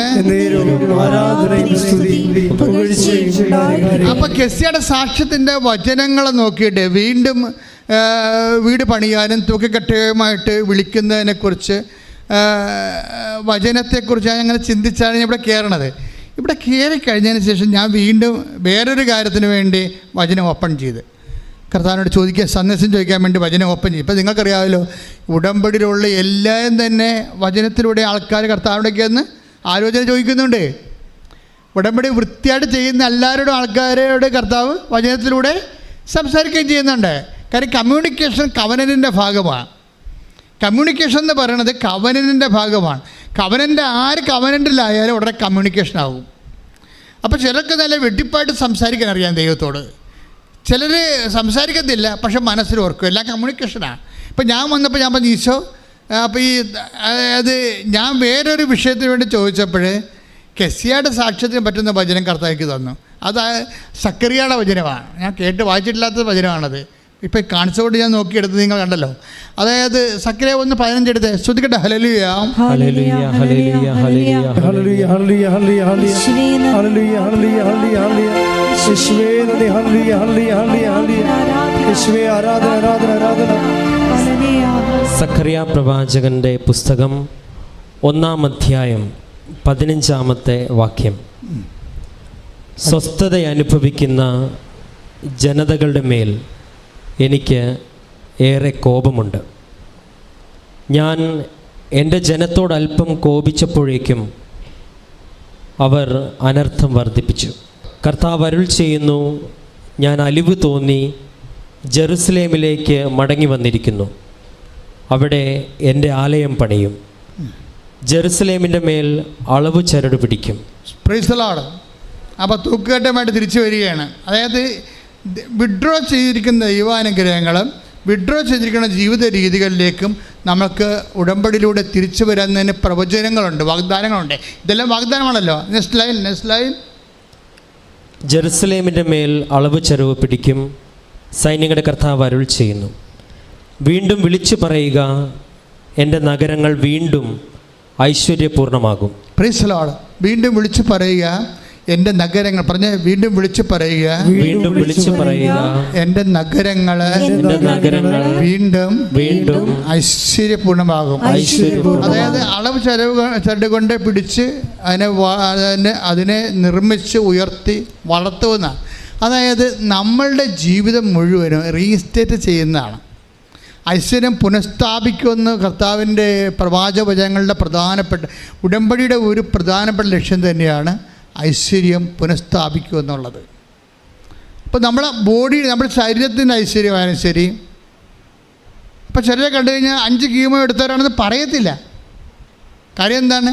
അത് വേറെ ആയിട്ട് അത് അതിൻ്റെ ആന്തരിക അഭിഷേകം കിട്ടിയിട്ട് അത് ഇവർക്ക് ബോഡിക്ക് ഏറ്റതായിട്ട് നമുക്ക് തോന്നത്തില്ല. ഇങ്ങനെ ഓരോ വിഷയവും അങ്ങനെയാണ്. ഇത്രയും വലിയ പ്രശ്നങ്ങളിലൂടെ പോകുന്ന ആളാണ് നമ്മളെന്ന് പറയാത്ത രീതിയിൽ ഈ പുനഃസ്ഥാപന റീസ്റ്റേഷൻ ഒത്തിരി ഉണ്ടായിക്കൊണ്ടിരിക്കും. അത് വാഗ്ദാനത്തിലുള്ളതാണ്. ഉടമ്പടി വാഗ്ദാനങ്ങൾ 8,000 കേട്ടോ. 8,880 വാഗ്ദാനങ്ങളാണ് ഉടമ്പടിയിലുള്ളത്. അപ്പം അതെല്ലാം മനുഷ്യൻ്റെ എക്കാലത്തെയുമുള്ള ജീവിതത്തെയാണ് അഡ്രസ്സ് ചെയ്യണത്. അതുകൊണ്ട് ഈ 8,850 വാഗ്ദാനങ്ങളിൽ പെട്ടത് മാത്രമായിരിക്കും നമ്മുടെ വിഷയങ്ങളെല്ലാം വരാൻ പോണത്, പുതുതായാലും പഴയതായാലും. അപ്പം അതുകൊണ്ട് ഒരിക്കലും നമ്മൾ ചിന്തിക്കാതെ നിങ്ങൾ ചെയ്യേണ്ടത് ദൈവമായിട്ടുള്ള love level. Take the word of God. ശ്രുതിക്കട്ടെ. ഹല്ലേലൂയ, ഹല്ലേലൂയ, ഹല്ലേലൂയ, ഹല്ലേലൂയ, ഹല്ലേലൂയ, ഹല്ലേലൂയ. വിശുദ്ധ പൗലോസ് അപ്പോസ്തലൻ കൊരിന്ത്യർക്ക് എഴുതിയ 1-ാം ലേഖനത്തിൽ 13-ന്റെ 7-ാമത്തെ സ്നേഹം സകലതും സഹിക്കുന്നു, സ്നേഹം സകലതും സഹിക്കുന്നു, സകലതും വിശ്വസിക്കുന്നു, സകലതും വിശ്വസിക്കുന്നു. That's A point. സ്നേഹം എന്ന് പറഞ്ഞാൽ സ്നേഹം സകലതും വിശ്വസിക്കുന്നു. ഇപ്പം ദൈവത്തിൽ ഇത്തിരി വിശ്വാസം മങ്ങിയാൽ നിങ്ങൾ എന്താ ചെയ്യേണ്ടത്? ദൈവത്തോടുള്ള സ്നേഹം ബൂസ്റ്റ് ചെയ്യണം. ഇതൊരു ഫോർമുലയാണ്. ദൈവത്തോട് അല്പം സ്നേഹം നിങ്ങൾക്ക് മങ്ങിയാൽ, വിശ്വാസം മങ്ങിയാൽ, നിങ്ങൾക്കറിയാമല്ലോ അവിടെ ഒരു ബാലൻസിങ് എന്ന് പറയണത്, നിങ്ങളുടെ വിശ്വാസം മങ്ങിയാൽ എന്താ പറ്റണത്? സംശയം കൂടും. അതാണ് കാര്യം. വിശ്വാസവും സംശയം കൂടിയാണ് ഉള്ളത്. വിശ്വാസം എന്ന് പറയണത് സംശയരഹിതമായ ഒരു അവസ്ഥയാണ് വിശ്വാസം എന്ന് പറയണത്. ശരിക്കും പറഞ്ഞാൽ അതാണ് ഈശോ ചോദിക്കണത്, അല്പവിശ്വാസി നീ സംശയിച്ചത് എന്തിന്? അപ്പം വിശ്വാസം അല്പമായാൽ സംശയം കൂടിയിരിക്കും. Take the word of God. ശ്രുതിക്കട്ടെ. ഹല്ലേലൂയ, ഹല്ലേലൂയ, ഹല്ലേലൂയ, ഹല്ലേലൂയ. യേശുവേ നന്ദി. ഹല്ലേലൂയ, ഹല്ലേലൂയ. നന്ദി, ആരാധന. മത്തായിയുടെ സുവിശേഷം 14-ാം അധ്യായം 31-ാമത്തെ വാക്യം. മത്തായി 14:31. ഉടനെ യേശു കൈനീട്ടി ഈശോ കൈനീട്ടി അവനെ പിടിച്ചുകൊണ്ട് പറഞ്ഞു. അവനെ പിടിച്ചുകൊണ്ട്, ആര് പിടിച്ച കാര്യം പറയണേ? പത്രോസിനെ. അപ്പം ഉടനെ അതായത് സിറ്റുവേഷൻ ഓഫ് ദി സ്റ്റോറി ഇങ്ങനെയാണ്. കർത്താവ് കടലിൻ്റെ മീതെ രാത്രി വരുന്ന ഭാഗമാണിത്. അപ്പം കടലിൻ്റെ മീതെ കർത്താവിനെ കണ്ടപ്പോൾ വിസ്മയിച്ചുകൊണ്ട് പത്രോസ് ഒത്തിരി സ്നേഹത്തോടെയാണ് പറഞ്ഞത്, Lord it is you if, അതായത് നീയാണ് എങ്കിൽ എന്നോടും ഈ കടലിൻ്റെ മീതെ അങ്ങോട്ട് വരാൻ കൽപ്പിക്കുന്നത്. ഈ പത്രോസ് ഈശോ കടലിൻ്റെ മീതെ വരുമ്പോഴേ നിങ്ങൾക്കറിയാമല്ലോ, എപ്പോഴും പത്രോസിൻ്റെ ഉള്ളിൽ വിശ്വാസത്തെക്കാളുപരി സ്നേഹമാണ് വരണത്. അപ്പം ഈശോ കണ്ടപ്പോൾ വേറെ ആർക്കും തോന്നാത്തൊരു കൊതിയല്ല ശരിക്കും പറഞ്ഞാൽ സ്വാതന്ത്ര്യമാണ്. പത്രോസിൻ്റെ ഈ സ്നേഹത്തിൻ്റെ ഒരു പ്രശ്നം, സ്നേഹത്തിൽ സ്വാതന്ത്ര്യം ഉണ്ടാകും. അതായത് ഭയങ്കര, നിങ്ങൾക്കറിയാം, നിങ്ങൾ ഏറ്റവും കൂടുതൽ സ്വാതന്ത്ര്യം കാണിക്കുന്ന ആരോടായിരിക്കും? ഏറ്റവും കൂടുതൽ സ്നേഹിക്കുന്നവർ. നിങ്ങൾ ഏറ്റവും കൂടുതൽ തോന്നിവാസം കാണിക്കുന്ന ആരോടായിരിക്കും? ഏറ്റവും കൂടുതൽ സ്നേഹിക്കുന്നവരോടാണ്. അപ്പോൾ സ്നേഹത്തിന് സ്വാതന്ത്ര്യം ഉണ്ടാവും. അപ്പോൾ പത്രോസിന് സ്വാതന്ത്ര്യം കൂടുതലാണ്, കാര്യം സ്നേഹം കൂടുതലാണ്. അപ്പോൾ കടലിൻ്റെ മീതെ കർത്താവെ കണ്ടപ്പോൾ ഈ മനുഷ്യനുള്ള ഒരു സ്വാതന്ത്ര്യത്തോടുള്ള ഒരു അധികാരമുണ്ടല്ലോ. പറഞ്ഞ്, കർത്താവേ നീയാണ് അതെങ്കിൽ കടലിൻ്റെ മീതെ അങ്ങോട്ട് വരാൻ എന്നോട് പറയാൻ പറയും, എന്നെ വിളിക്കാൻ പറയും. അപ്പോൾ ഈശോ പറഞ്ഞു കാം എന്ന് പറയും. അത് അവർ തമ്മിലുള്ള സ്നേഹത്തിൻ്റെ സ്വാതന്ത്ര്യത്തിൻ്റെ തോത് ചിന്തിക്കാൻ പറ്റുന്ന അല്ല, ശരിക്കും അത്രയും കൂടുതലാണ്. പക്ഷേ ഈ സ്നേഹത്തിലാണ് ഇവൻ ഈ യാത്ര ചെയ്യണത്. കടലിൻ്റെ മീതെ, വിശ്വാസത്തിലല്ല. കടലിൻ്റെ മീതെ പത്രോസ് യാത്ര ചെയ്യും കർത്താവിൻ്റെ അടുത്തേക്ക്, അത് സ്നേഹത്തിലാണ് യാത്ര ചെയ്യണത്. പക്ഷെ കാലം നനഞ്ഞ് കാറ്റടിച്ചപ്പോൾ പെട്ടെന്ന് സ്നേഹം മറന്നുപോയി. അപ്പോൾ ഉടനെ ഇവൻ ഡുമ്പെന്ന് പറഞ്ഞ് താഴേക്ക് വരും. ഉടനെ കർത്താവ് ഉടനെ കയറി പിടിക്കുക പറഞ്ഞു അല്പവിശ്വാസി. എന്താണ്? അപ്പോൾ അല്പസ്നേഹമുള്ളവരെന്നല്ല, അതായത് സ്നേഹമാണെങ്കിൽ എന്താ ചെയ്യണത്? അങ്ങോട്ട് പോകണം. നമ്മുടെ യാത്ര എപ്പോഴും വിശ്വാസത്തിലല്ല യാത്ര. പിന്നെന്താണ്? സ്നേഹത്തിലാണ് യാത്ര. അപ്പോൾ ഒരു ദിവസങ്ങളിലൊരു സാക്ഷ്യം എന്ന് പറയണത്, അവളുടെ പട്ടയം എന്ന് പറയുന്നത് പുറമ്പോക്ക് ഭൂമിയാണ്. പുറമ്പോക്ക് ഭൂമിയിൽ പട്ടയം എന്ന് പറഞ്ഞ ബാങ്കുകാരെടുക്കത്തില്ല. അപ്പോൾ അവൾ ഉടമ്പടി വെച്ചിരിക്കണത് പട്ടയ ഭൂമി, പുറമ്പോക്കിലെ പട്ടയ ഭൂമി, താമസിക്കാനുള്ള ഗവൺമെൻറ് ഒരു ടെമ്പററി പെർമിറ്റാണ് ഉള്ളത്. അത് ബാങ്കുകാർ ഈടായിട്ട് എടുക്കണം. അതിനുവേണ്ടിയാണ് ഒന്ന് ഉടമ്പടി ചെയ്തിരിക്കുന്നത്. കാര്യം എന്താണ്? എനിക്ക് വേറെ മാർഗമില്ല. പുറമ്പോക്കിൽ താമസിക്കുന്ന എനിക്ക് പുറമ്പോക്കിലെ പട്ടയഭൂമി ടെമ്പററി പെർമിറ്റുള്ള താമസിക്കാനുള്ള അനുവാദം മാത്രമേ ഉള്ളൂ അവിടെ. അപ്പം അത് ഞങ്ങൾക്ക് ബാങ്കിൽ ഈടായിട്ട് വെക്കണം, പണിയാണ്. അതിന് ഉടമ്പടി ചെയ്തിരിക്കുന്നത്. അതെന്ത് ഉടമ്പടിയാണ് ചെയ്തിരിക്കുന്നത്? അത് വിശ്വാസത്തിലല്ല ചെയ്തിരിക്കുന്നത്, സ്നേഹത്തിലാണ് ചെയ്തിരിക്കുന്നത്. എൻ്റെ ദൈവം എന്നെ സഹായിക്കുമെന്നുള്ള സ്നേഹത്തിൽ. നമ്മുടെ യാത്ര, ഉടമ്പടി യാത്ര എപ്പോഴും സ്നേഹത്തിലാണ്. എന്തുമാത്രം ആൾക്കാരാണ് 100 മേനിയും കൊയ്യണത്. ആരാ കൊയ്യണത്? ഈ വിശ്വാസികളല്ല കൊയ്യണത്, സ്നേഹക്കാരാണ് കൊയ്യണത്. അവരങ്ങനെ കണ്ണുപൊട്ട് ദൈവത്തിലങ്ങനെ സ്നേഹത്തിൽ ഉറപ്പിച്ച് വിശ്വസിച്ച് പോയാണ്. അതാണ് കർത്താവ് ചോദിക്കുന്നത്. അതായത് എന്നിട്ട് ഇവിടെ കൊണ്ട് ഉടമ്പടി ചെയ്ത് കഴിയുമ്പോൾ ഇവളോട് കർത്താവ് മാതാവ് സ്വപ്നത്തിൽ പറയും, അല്ല 2 ദിവസം കഴിയുമ്പോൾ, ആ സാക്ഷ്യം നമ്മൾ ഈ ആഴ്ചയിലുള്ള സാക്ഷ്യമാണ്. 2 ദിവസം കഴിയുമ്പോൾ, ഉടമ്പടി കഴിയുമ്പോൾ 2 ദിവസം കഴിയുമ്പോൾ തന്നെ മനോരമയിൽ ഒരു വാർത്ത വരും. എന്താ വാർത്ത വരുന്നത്? അതായത് പുറമ്പോക്ക് ഭൂമിയാണെങ്കിൽ നിങ്ങൾക്ക് ബാങ്ക് ഈട് വെക്കാമെന്നും പറഞ്ഞ് വാർത്ത വരും. നിങ്ങളൊന്ന് ശ്രദ്ധിച്ച് ഇതിൻ്റെയൊക്കെ പോക്ക് കണ്ടില്ലേ? ഈ ആഴ്ചത്തെ സാക്ഷ്യമാണ് എന്ന് വെച്ചാൽ റെക്ടിഫൈ ചെയ്ത് കൊടുക്കും. അപ്പം നിങ്ങളത് ആനുഷംഗികമായിട്ട് സംഭവിച്ചാണെന്ന് പറഞ്ഞ കാര്യമില്ല. നിനക്ക് പകരം ഞാൻ ജനതകളെ കൊടുക്കുമെന്ന സംഭവം. സാക്ഷ്യം എന്താ പറഞ്ഞിരിക്കണത്? വചനത്തിൻ്റെ വാഗ്ദാനം എന്താണ്? നീ ഈ രാജ്യത്തിൻ്റെ നിയമം വേണമെങ്കിലും നിനക്ക് വേണ്ടി ഞാൻ മാറ്റുമെന്നാണ്. ദൈവത്തിൻ്റെ സ്നേഹത്തിൻ്റെ തോതെന്ന് പറയണത് സ്വന്തം പുത്രനെ വരെ നൽകുന്ന തോതാണ്. കൈയടിച്ച് സ്തുതിക്കട്ടെ. ഹല്ലേലൂയ, ഹല്ലേലൂയ, ഹല്ലേലൂയ, ആരാധന. ഹല്ലേലൂയ, ഹല്ലേലൂയ, ആരാധന. ഹല്ലേലൂയ, ഹല്ലേലൂയ, ഹല്ലേലൂയ, ആരാധന. ആരാധന, ആരാധന, ആരാധന. യേശുവേ ആരാധന.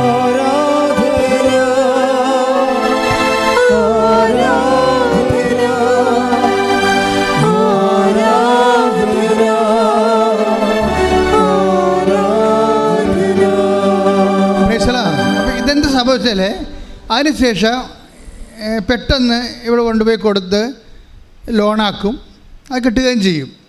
പക്ഷേ ആ സ്റ്റോറി പോണ പോക്ക് കണ്ടില്ലേ? സ്റ്റോറി തുടങ്ങണത് എങ്ങനെയാണ്, ഇതിങ്ങനെ സ്റ്റോറി പുരോഗമിക്കണത് എങ്ങനെയാണ്? ഇതെല്ലാം 10 ദിവസം കടലിൻ്റെ മീതെ സ്നേഹത്തോടെ യാത്ര ചെയ്ത പോലുള്ള ഉടമ്പടി യാത്രയാണ് ഈ സംഭവം.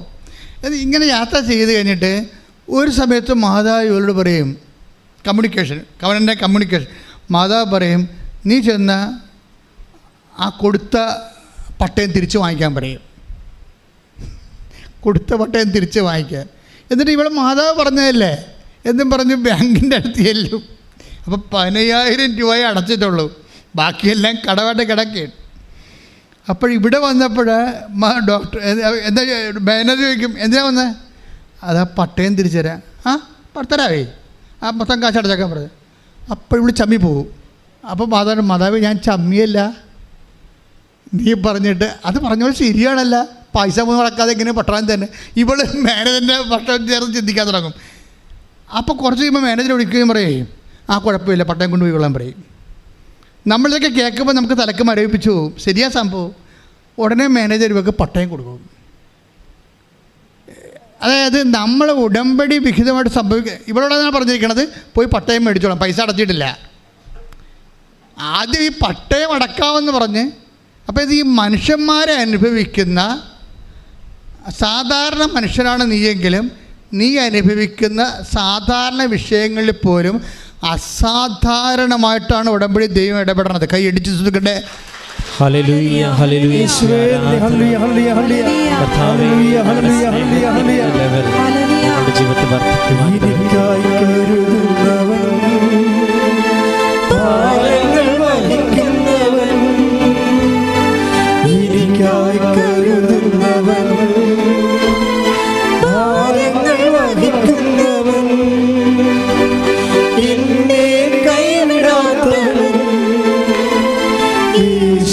കൂടെയുണ്ട്.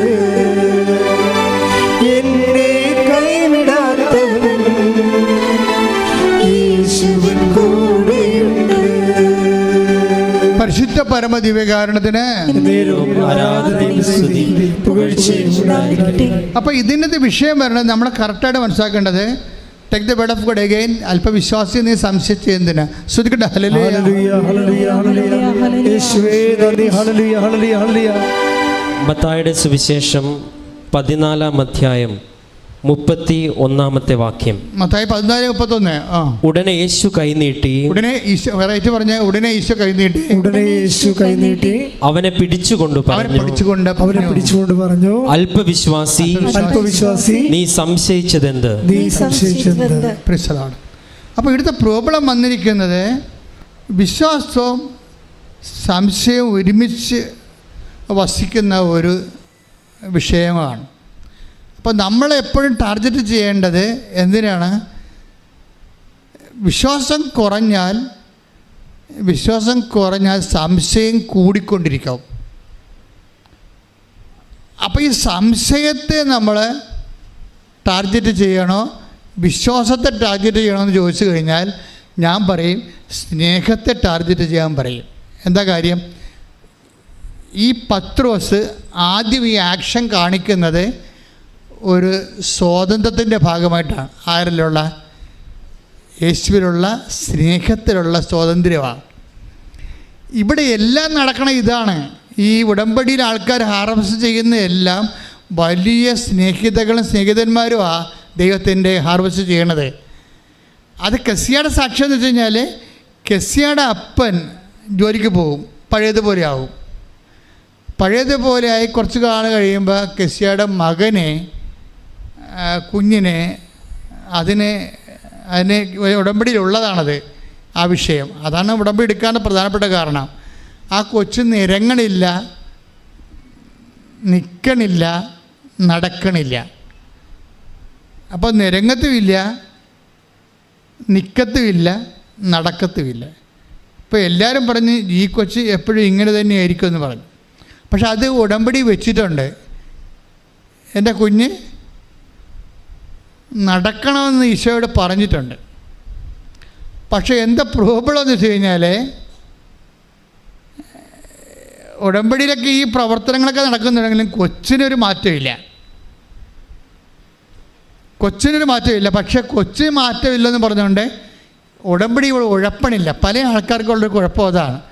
അവർ ഉടമ്പടി വെച്ച കാര്യത്തിന് നീക്കുപോക്കില്ലെങ്കിൽ ദൈവം പോലും അറിയാത്ത രീതിയിൽ ഇവർ ന്യൂട്രായിട്ട് ഉടമ്പടി ചവിട്ടി പിടിക്കും.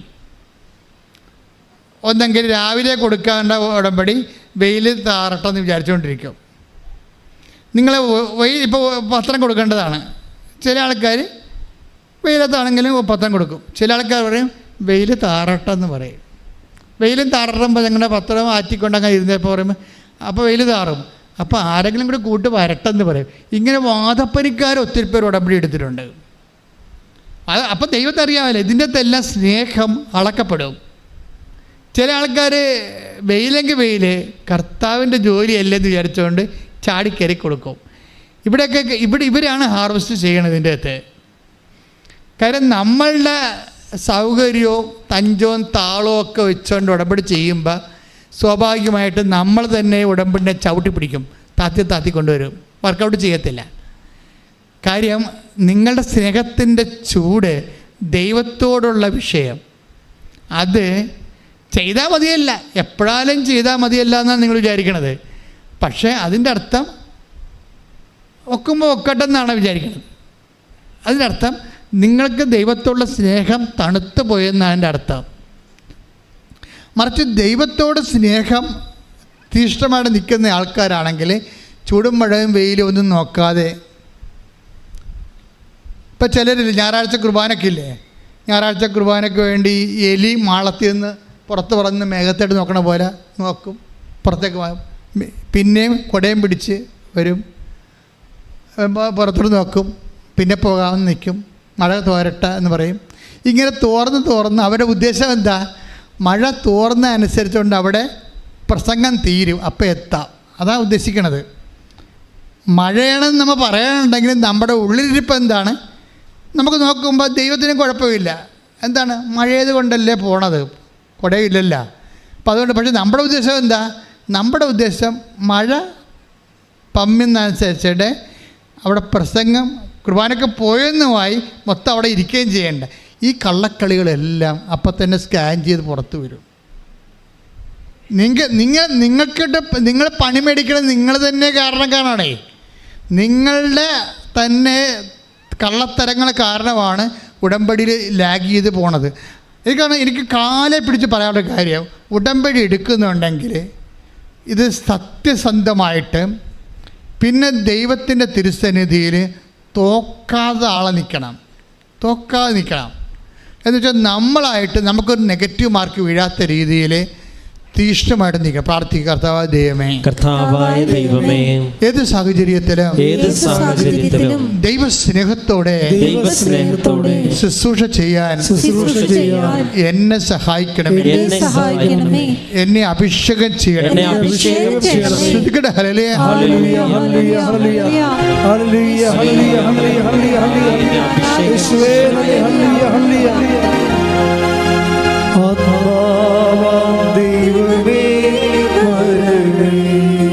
ഒരുമിച്ച് പാടുക. എന്റെ ഉള്ളിൽ വസിക്കാൻ വരണമേ ആത്മാവാം ദൈവമേ വരണമേ. എന്റെ ഉള്ളിൽ വസിക്കാൻ വരണമേ. ദാഹിച്ചു നിന്നെ ഞാൻ തേടുന്നു,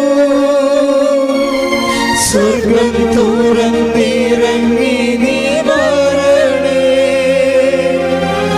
ദാഹിച്ചു നിന്നെ ഞാൻ തേടുന്നു, സ്വർഗ്ഗം തുറന്നിറങ്ങി നീ വരണേ. ആത്മാവാം ദൈവമേ വരണേ. എന്റെ ഉള്ളിൽ വസിക്കാൻ വരണേ. പരിശുദ്ധ പരമദിവ്യകാരുണ്യത്തിന് ആരാധനയും സ്തുതിയും പുകഴ്ചയും ഉണ്ടായിരിക്കട്ടെ. പരിശുദ്ധ പരമദിവ്യകാരുണ്യത്തിന് ആരാധനയും സ്തുതിയും പുകഴ്ചയും ഉണ്ടായിരിക്കട്ടെ. അപ്പം ഇത്രയും നേരം പറഞ്ഞതിൻ്റെ അർത്ഥം ചുരുക്കം എന്താ? നിങ്ങൾ എന്ത് ചെയ്താലും ഇപ്പം നിങ്ങൾ ഇവിടുന്ന് ധ്യാനം കഴിഞ്ഞിട്ട് വേർത്തൊരിച്ച് ചാടി പുറത്ത് വീണ് അപ്പോഴുണ്ട് നിങ്ങളുടെ ട്രിവാൻഡ്രം വണ്ടി നിങ്ങൾ ചെല്ലുമ്പോൾ തന്നെ നിങ്ങളുടെ പിടിച്ചിരുന്ന രീതി വണ്ടി പോയി. അപ്പോൾ ഉടനെ ഡ്രൈവറിൻ്റെ തന്തക്ക് വിളിച്ചിട്ട് അവിടെ നിൽക്കും. നിങ്ങളുടെ ഉടമ്പടി ധ്യാനം എല്ലാം അവിടെ വെച്ച് ഉടയും. ഉടമ്പടി നിങ്ങളുടെ യഥാർത്ഥ നിങ്ങൾ ആരാണെന്നുള്ളത് പുറത്തു വരിക്കണം സാധനം. അങ്ങനെ വരാൻ വേണ്ടി തന്നെയാണ് ഇങ്ങനെയുള്ള ഇൻസിഡൻറ്റ് സംഭവിക്കുന്നത്. അപ്പം നിങ്ങളെന്താ ചെയ്യണത്? ആ വണ്ടി വിട്ടുപോയി. അതെന്ത് ചെയ്യണം? കുറച്ച് നേരം കൂടി കാത്തു നിൽക്കണം. ഞാൻ കർത്താവിനുള്ള സ്നേഹത്തെ പ്രതി ഞാൻ കാത്തു നിൽക്കും ഈ വെയിലത്ത്. ആ സംഭവം നിങ്ങൾക്കുണ്ടായ ക്ലേശങ്ങൾ കർത്താവിൻ്റെ സ്നേഹത്തിൻ്റെ അക്കൗണ്ടിലേക്ക് ഉടനെ വരവ് വെച്ച് എഴുതി മാറ്റണം. ഇങ്ങനെയാണ് സ്നേഹത്തെ വളരണത്. പീഡിയ അല്ല ദൈവൻ്റെ തന്തക്കൾ ഇതിൻ്റെ കാര്യമില്ല. മറിച്ച് എനിക്കുണ്ടായിരുന്ന ക്ലേശത്തെ അത് ആരിൽ നിന്നുണ്ടായാലും, വീട്ടിലുണ്ടായാലും വഴിയിലുണ്ടായാലും ഇവിടെ നിന്നുണ്ടായാലും, ക്ലേശമെന്ന് വെച്ചാൽ ബേസിക്കായിട്ട് നോക്കുമ്പോൾ എന്താണത്? കുരിശാണ്. ക്രിസ്തു കുരിശിനെ എന്ത് ചെയ്തു? അത് മതി. അതായത് ക്ലേശമെന്ന് പറഞ്ഞപ്പോൾ ഡ്രൈവർ ഉണ്ടാക്കിയാലും കണ്ടക്ടർ ഉണ്ടാക്കിയാലും വീട്ടുകാരുണ്ടാക്കിയാലും ആരുണ്ടാക്കിയാലും ക്ലേശമെന്ന് പറഞ്ഞ സാധനം എന്താ? ബേസിക്കായിട്ട് അത് കുരിശാണ്. ഈ കുരിശിന് നമ്മൾ എന്താ ചെയ്യേണ്ടത്? ചവിട്ട് പിടിക്കണേണ് അല്ല. ക്രിസ്തു എന്താ ചെയ്തത്? I command my spirit. കുരിശിൻ്റെ അവസാനം എന്താ പറഞ്ഞത്? കുരിശിൻ്റെ ആദ്യ വിശ്വാസം പറഞ്ഞില്ല. അത് ഡ്യൂട്ടിയെല്ലാം പൂർത്തിയാക്കിയിട്ട് കുരിശ് എന്ത് ചെയ്യണമെന്നുള്ള അവസാനം പറയും. എന്താണ്? കുരിശ് അപ്പായെ ഏൽപ്പിക്കുന്നു. ഇത് ഏൽപ്പിച്ചിട്ട് എനിക്ക് തിരിച്ചു തരേണ്ടത് എന്താണ്? അപ്പായുടെ സ്നേഹം. നിൻ്റെ സ്നേഹത്താൽ ഞാൻ മഹത്വപ്പെടട്ടെ. അപ്പ മഹത്വപ്പെടുത്തി കർത്താവിനെ ഉയർത്തെഴുന്നേൽപ്പിച്ചുകൊണ്ട് അപ്പ മഹത്വപ്പെടുത്തി. കൈയടിച്ച് ശ്രദ്ധിക്കട്ടെ.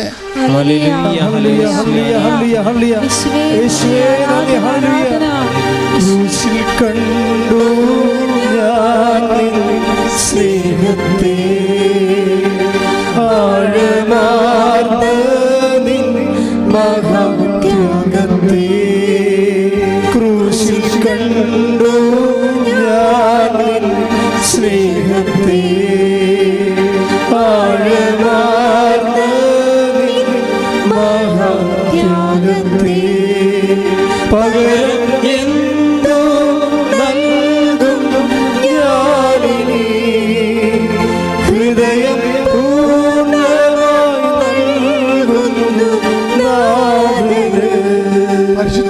ദിവ്യകാരുണ്യത്തിന് ആരാധനയും സ്തുതിയും പുകഴ്ചയും ഉണ്ടായിരിക്കട്ടെ. അപ്പോഴേ ഇങ്ങനെയുള്ള സിറ്റുവേഷൻസ് ഒക്കെ തരുമ്പോഴേ അതെല്ലാം കൺവേർഷനിലേക്ക് മാറ്റണം. അതെല്ലാം ക്ലേശങ്ങളെല്ലാം സ്നേഹമായിട്ട് കൺവേർട്ട് ചെയ്യണം.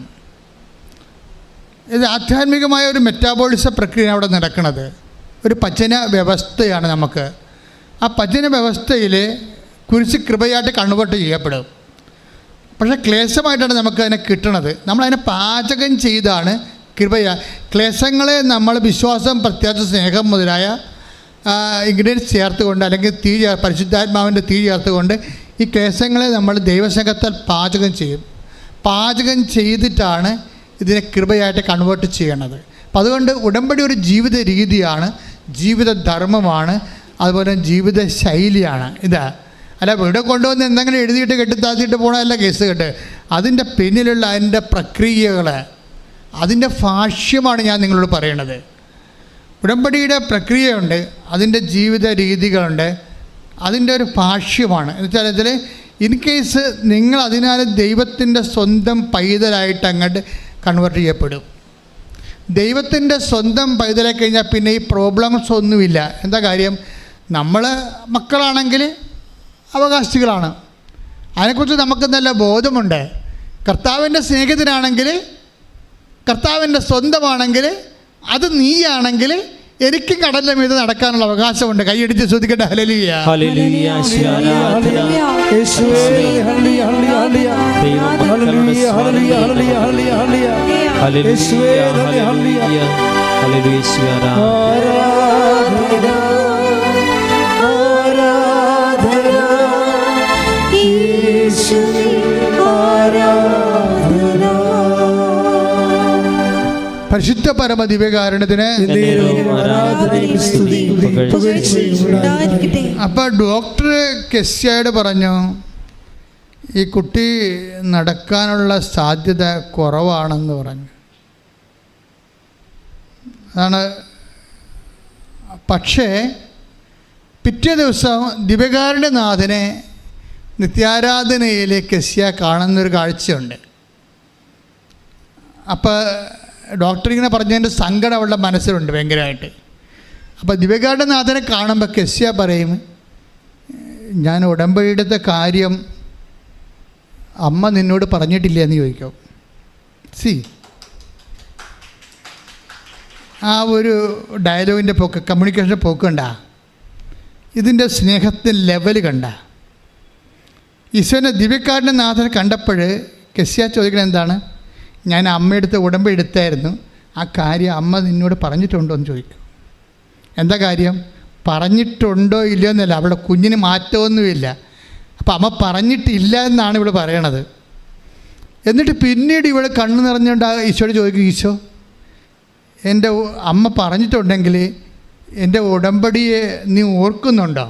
എന്തുമാത്രം ആൾക്കാർ ഉടമ്പടി എടുക്കണേ, ലക്ഷക്കണക്കിന് ആൾക്കാരെല്ലാം ഉടമ്പടി എടുത്തിരിക്കണേ, എൻ്റെ ഉടമ്പടിയെ നീ ഓർക്കുന്നുണ്ടോ എന്ന് ചോദിക്കും. ഓരോ പ്രാർത്ഥനയുടെ രീതി കണ്ട. പുറത്തിറങ്ങുമ്പോൾ ഒരു മഴവില്ലിങ്ങനെ ഇവിടെ മുമ്പിൽ നിന്ന് വീശിയിട്ടിങ്ങനെ ആകാശം മുഴുവൻ നിറഞ്ഞ് കിടക്കും. മഴവില്ലെന്താണ്? ഉടമ്പടി ഉറപ്പിക്കുന്നതിൻ്റെ ബൈബിൾ സൂചനയാണ് മഴവില്ല്. എന്താണ്? ഞാനത് ഓർക്കുന്നുണ്ടെന്ന്. അപ്പോൾ കൊച്ചു എഴുന്നേറ്റ് നടക്കാൻ തുടങ്ങും. ഹല്ലേലൂയ, യേശുവേ നന്ദി. ഹല്ലേലൂയ ഹല്ലേലൂയ. ഉടമ്പടി പ്രാർത്ഥനയിൽ ഉടനടി പരിഹാരമേകും.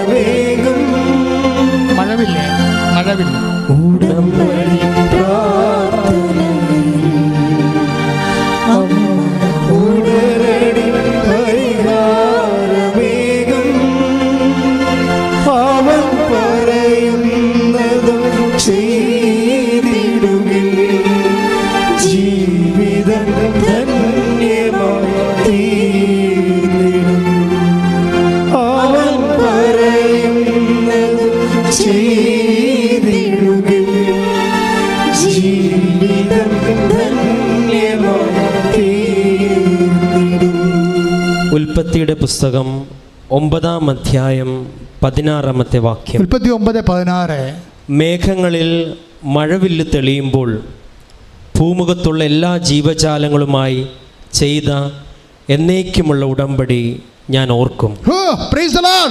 സ്തുതിക്കട്ടെ. ഹല്ലേലൂയ, ഹല്ലേലൂയ. ഹല്ലേലൂയ. യേശുവേ, ഹല്ലേലൂയ, ഹല്ലേലൂയ, ഹല്ലേലൂയ, ഹല്ലേലൂയ. അവൻ പറയുന്നത് ചെയ്തിടുകിൽ ജീവിതം ധന്യമായി തീരും. നിങ്ങൾ ഈ സാക്ഷ്യങ്ങളെ വീട്ടിൽ പോയി കേൾക്കണം കേട്ടോ. കെസ്സിയ കണ്ടമാലി, അതായത് ഇവൾ പറയുന്ന രീതികൾ എന്താണ്? അവസാനം ചോദിക്കുന്നതാണ്. എന്താണ്? എത്രയോ മനുഷ്യരുടെ ഉടമ്പടി എടുക്കുന്നതാണ്. കെസ്സിയുടെ ഉടമ്പടി നീ ഓർക്കുന്നുണ്ടോ എന്ന് ചോദിക്കണമെങ്കിൽ, അത് ദിവ്യക്കാരുടെ നാഥനോട് ചോദിക്കണമെങ്കിൽ എന്തുമാത്രം സ്നേഹം ഉണ്ടാകണം, ഈശോയോട് എന്ത് ബന്ധമുണ്ടാകണം. അങ്ങനെ ആ ബന്ധത്തിൽ ചോദിക്കുമ്പോഴാണ്, പുറത്തോട്ടിറങ്ങുമ്പോഴാണ് മഴവില്ല് ഒരറ്റം തൊട്ട് മേഘത്തിൽ നിറഞ്ഞു നിൽക്കുന്നത്. മഴവില്ല് എന്താ പറയുന്നത്? എന്താണ്? ബൈബിളിൽ ഉടമ്പടി സ്ഥാപിക്കുന്നതിൻ്റെതാണ്, ഉടമ്പടി ഓർക്കുന്നതിൻ്റെതാണ്.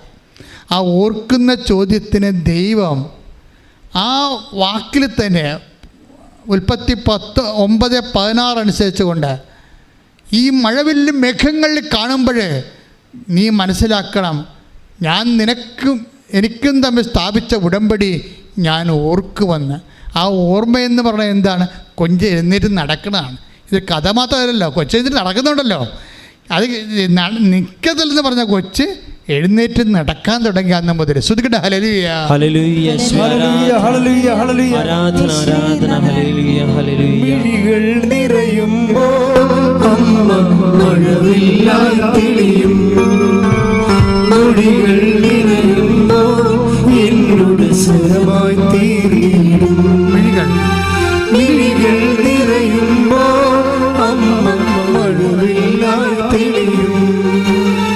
മൊഴികൾ നിറയുമ്പോൾ എന്നോട് സ്വരമായി തീർന്നിടും.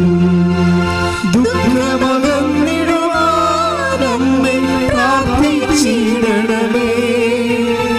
പാപമകന്നിടുവാനമ്മേ യാചിച്ചിടണമേ. ദുഃഖമകന്നിടുവാനമ്മേ പ്രാർത്ഥിച്ചിടണമേ.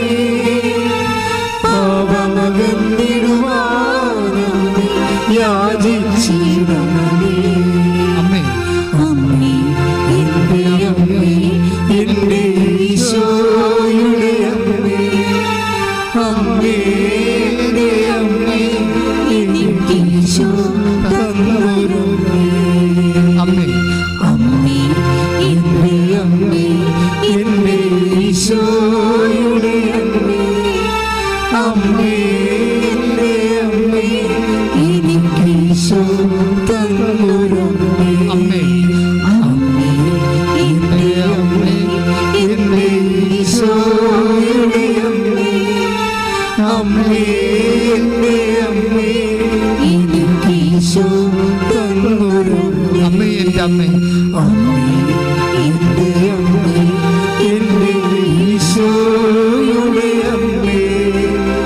അമ്മേ, എൻ്റെ അമ്മേ, എൻ്റെ സ്വന്തം അമ്മ നീ. Praise the Lord. Praise the Lord. അപ്പോൾ ഈ ഒരു വൈബിലേക്കാണ് നിങ്ങളുടെ കമ്മ്യൂണിക്കേഷൻ ലെവലിൽ എത്തേണ്ടത്. കെസിയായുടെ ദൈവസ്നേഹത്തിലാണ് വിഷയം വന്നത്. എനിക്ക് പലപ്പോഴും തോന്നിയിട്ടുള്ളത്, കൃപാസ്നേഹത്തിൻ്റെ വാതിക്കലെത്തുമ്പോൾ നിങ്ങളുടെ പഠനം, നിങ്ങളുടെ ഡിഗ്രി, നിങ്ങളുടെ തറവാട്ട് മഹിമ, നിങ്ങളുടെ സ്റ്റാറ്റസ് ആൾക്കാർക്ക് നിങ്ങൾ വിസ്മരിക്കണം. വിസ്മരിക്കണമെന്ന് പറയാൻ കാരണം, ഇത് നമ്മുടെ മനസ്സിലുള്ളിടത്തോളം കാലം നമുക്ക് ഇതുപോലെ ദൈവവുമായിട്ട് പ്രാർത്ഥനയിൽ കമ്മ്യൂണിക്കബിൾ ആകുന്നതിന് കുറേ തടസ്സങ്ങൾ വരും. ഉടമ്പടി എപ്പോഴും അങ്ങനെ വരണം. അതുകൊണ്ടാണ് അവരുടെ വിനീത അവസ്ഥ തൃക്കൺ പാർത്തെന്ന് പറയാൻ കാരണം ഇതാണ്. അതായത് വിനീത അവസ്ഥ തൃക്കൺ പാർത്തെന്ന് പറയാൻ കാരണം, ഇപ്പം മാതാവിനെക്കുറിച്ച് ഇപ്പോൾ 1:49 പറഞ്ഞില്ലേ, വിനീത അവസ്ഥ തൃക്കൺ പാർത്തു എന്ന് പറയാൻ കാരണം, നമ്മളുടെ സ്റ്റാറ്റസ് ചില സമയത്ത് നമുക്ക് ഡേഞ്ചറസ് ആയിട്ട് വരാൻ സാധ്യതയുണ്ട്. കാരണം നമ്മൾ ഒരു പരിധി കഴിഞ്ഞാൽ പിന്നെ റിലേഷൻസ്. ഇപ്പോൾ ദൈവത്തെക്കുറിച്ച് പഠിച്ചിട്ടുള്ള ആൾക്കാരില്ലേ, അവർക്ക് ക്രിസ്ത്യയെ പോലെ പ്രാർത്ഥിക്കാൻ പറ്റത്തില്ല. കാരണം അവർ ബുദ്ധി കൊണ്ട് പ്രാർത്ഥിക്കുന്ന ആൾക്കാരാണ്. ബുദ്ധി കൊണ്ട് പ്രാർത്ഥിച്ചാൽ ഉണ്ടാകുന്ന പ്രോബ്ലം എന്ന് വെച്ച് കഴിഞ്ഞാൽ, പ്രാർത്ഥന വിശ്വാസത്തെക്കാൾ ഉപരി പ്രാർത്ഥനയുടെ ഇന്ധനം ദൈവസ്നേഹമാണ്. ദൈവസ്നേഹമെന്ന് പറയുമ്പോൾ അതിൽ എന്തും പറയാനും എന്തും ചോദിക്കാനും എന്തും ചെയ്യാനുമുള്ള സ്വാതന്ത്ര്യം അതിൻ്റെ ചേരുവകയുടെ ഭാഗമാണ്. അതുകൊണ്ടാണ് പത്രോസ് എന്തും ചെയ്ത് കളയണത്. അങ്ങാണെങ്കിൽ പിന്നെ എന്താ, ഞാനും അങ്ങോട്ട് വരട്ടെ എന്ന് പറയും. അത്രയും സ്വാതന്ത്ര്യം യോഹന്നാനും ഇല്ല. അത്രയും സ്വാതന്ത്ര്യം ആ വള്ളത്തിലുള്ള ആർക്കും ഇല്ല. ദൈവത്തിൻ്റെ അടുത്ത് ഇത്രയും വലിയ സ്വാതന്ത്ര്യം കാണിക്കേണ്ടത് അത്രയും വലിയ സ്നേഹത്തിൻ്റെ തോതിലാണ് പ്രാർത്ഥിക്കുക. കർത്താവായ ദൈവമേ, സെന്റ് പീറ്ററിനെ പോലെ, വിശുദ്ധ പത്രോസിനെ പോലെ ദൈവസ്നേഹത്തിന്റെ തോത് വർദ്ധിപ്പിച്ചുകൊണ്ട് സ്വർഗീയ സ്വാതന്ത്ര്യത്തിന്റെ സുവിശേഷ രൂപമായി എന്നെ അഭിഷേകം ചെയ്യണം. ആരാധന ആരാധന യേശുവേ, ആരാധന ആരാധന ആരാധന യേശുവേ,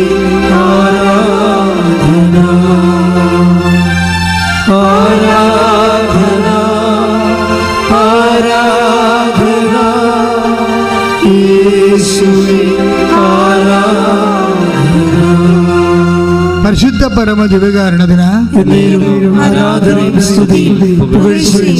പരിശുദ്ധ പരമ ദിവ്യകാരുണ്യത്തിന്. അതായത് എപ്പോഴും ഈ കമ്മ്യൂണിക്കേഷൻ ലെവലിലേക്ക് നമ്മൾ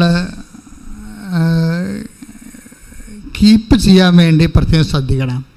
ദൈവമായിട്ടുള്ള സ്നേഹത്തിൻ്റെ ലെവല് കീപ്പ് ചെയ്യാൻ വേണ്ടി. അതിപ്പോൾ അതിനുള്ള ഏറ്റവും വലിയ മാർഗം എന്ന് പറയുന്നത് സാക്ഷ്യം കേൾക്കുന്നത് തന്നെയാണ്.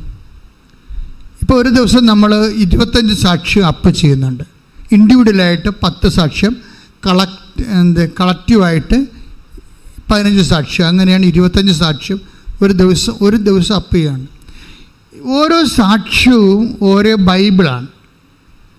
ബൈബിൾ എന്ന് വെച്ച് കഴിഞ്ഞാൽ വെന്ത ബൈബിൾ എന്ന് പറയുന്നത്. ബൈബിൾ അരിയാണെങ്കിൽ ബൈബിൾ ജീവിച്ച് അനുഭവത്തിലേക്ക് സാക്ഷ്യം മാറുമ്പോൾ ചോറായിട്ട് മാറും. എന്നുവെച്ചാൽ മറ്റുള്ളവർക്കും കൂടി അത് ആഹാരം കഴിക്കാൻ പറ്റുന്നില്ല. സാക്ഷ്യത്തിൻ്റെ ഗുണവതാണ്. സാക്ഷ്യം ചോറാണ്. ബൈബിൾ അരിയാണ്, സാക്ഷ്യം ചോറാണ്. എന്ന് വെച്ച് കഴിഞ്ഞാൽ എന്താ കാര്യം, ബൈബിൾ ആട്രിബ്യൂട്ട് ചെയ്തിരിക്കുന്നതാണ്, അപ്ലൈഡ് ചെയ്തിരിക്കുന്നതാണ്. ആ ബൈബിൾ അപ്ലൈ ചെയ്ത് കഴിയുമ്പോൾ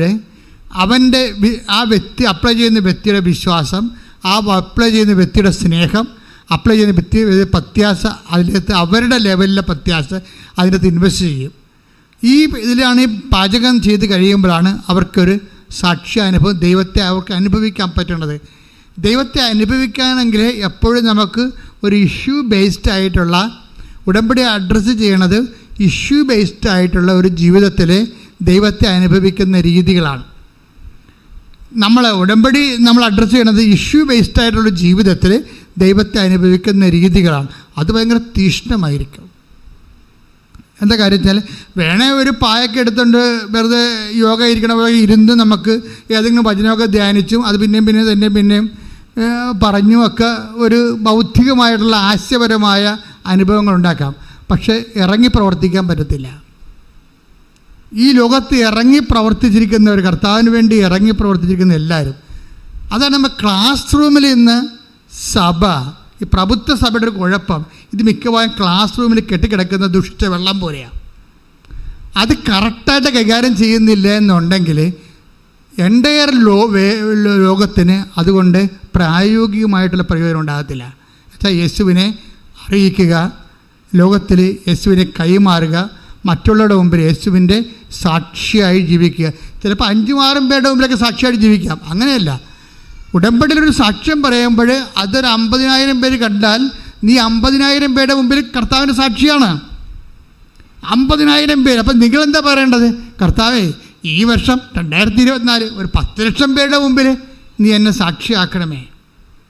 നീ ഉടമ്പടി എടുക്കുമ്പോൾ പ്രാർത്ഥിക്കേണ്ടതെന്ന് വെച്ച് കഴിഞ്ഞാൽ 10 ലക്ഷം പേരുടെ മുമ്പിൽ 2024 എന്നെ സാക്ഷിയാക്കണമേ. ഒന്ന് പ്രാർത്ഥിച്ച്. കർത്താവേ, 10 ലക്ഷം ഈ വർഷം 10 ലക്ഷം പേരുടെ മുമ്പിൽ 10 ലക്ഷം പേരുടെ മുമ്പിൽ നിന്റെ പീഡാനുഭവത്തിന്റെ കുരിശുമരണത്തിന്റെ പുനരുത്ഥാനത്തിന്റെ സാക്ഷിയാകാനുള്ള അനുഭവങ്ങളിലൂടെ എന്നെ നടത്തണമേ.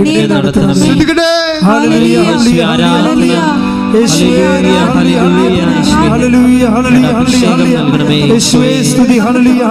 സാക്ഷികളായി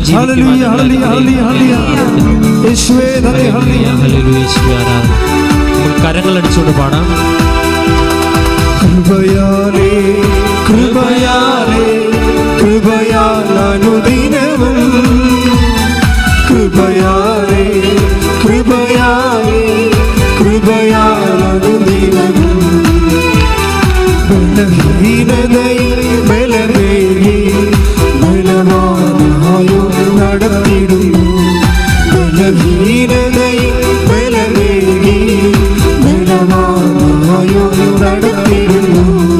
കൃപയാലേ കൃപയാലേ കൃപയാലനുദിനവും കൃപയാലേ കൃപയാലേ കൃപയാലനുദിനവും.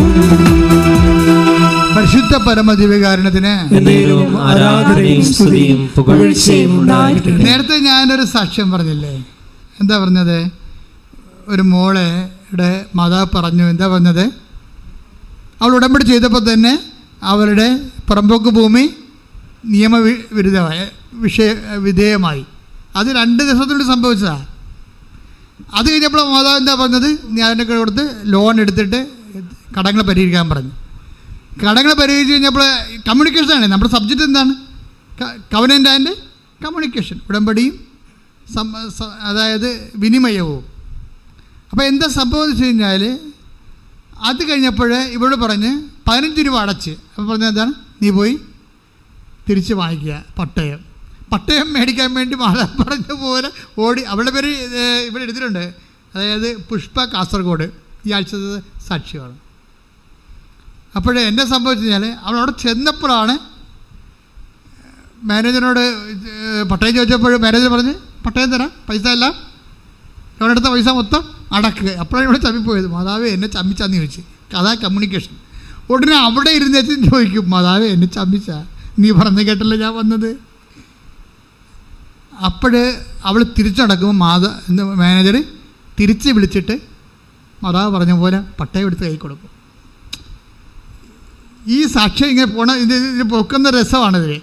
നിങ്ങൾ ഇന്ന് ഇടുന്നുണ്ടോ? അത് നോക്കിയേക്കണേ. അതായത് എന്ത് സംഭവിച്ചാൽ, നമ്മൾ വീട്ടിൽ ചെന്ന് കഴിയുമ്പോൾ ഈ പട്ടയം മേടിച്ച് വീട്ടിൽ ചെല്ലും. വീട്ടിൽ ചെന്ന് കഴിയുമ്പോൾ ഇവിടെ വന്ന് ഇതുപോലെ നിങ്ങളെപ്പോൾ ഇരുന്ന് ഉടമ്പടി കൂടുമ്പോൾ ആരാധന സമയത്ത് അച്ഛനൊരു ഞാനൊരു ദർശനം പറയും. എന്താ പറയണത്? ശരിക്കും പറഞ്ഞാൽ എനിക്ക് നല്ല തൊലിക്കട്ടി ആയതുകൊണ്ടാണ് ഇതൊക്കെ ഞാൻ പറയണത്.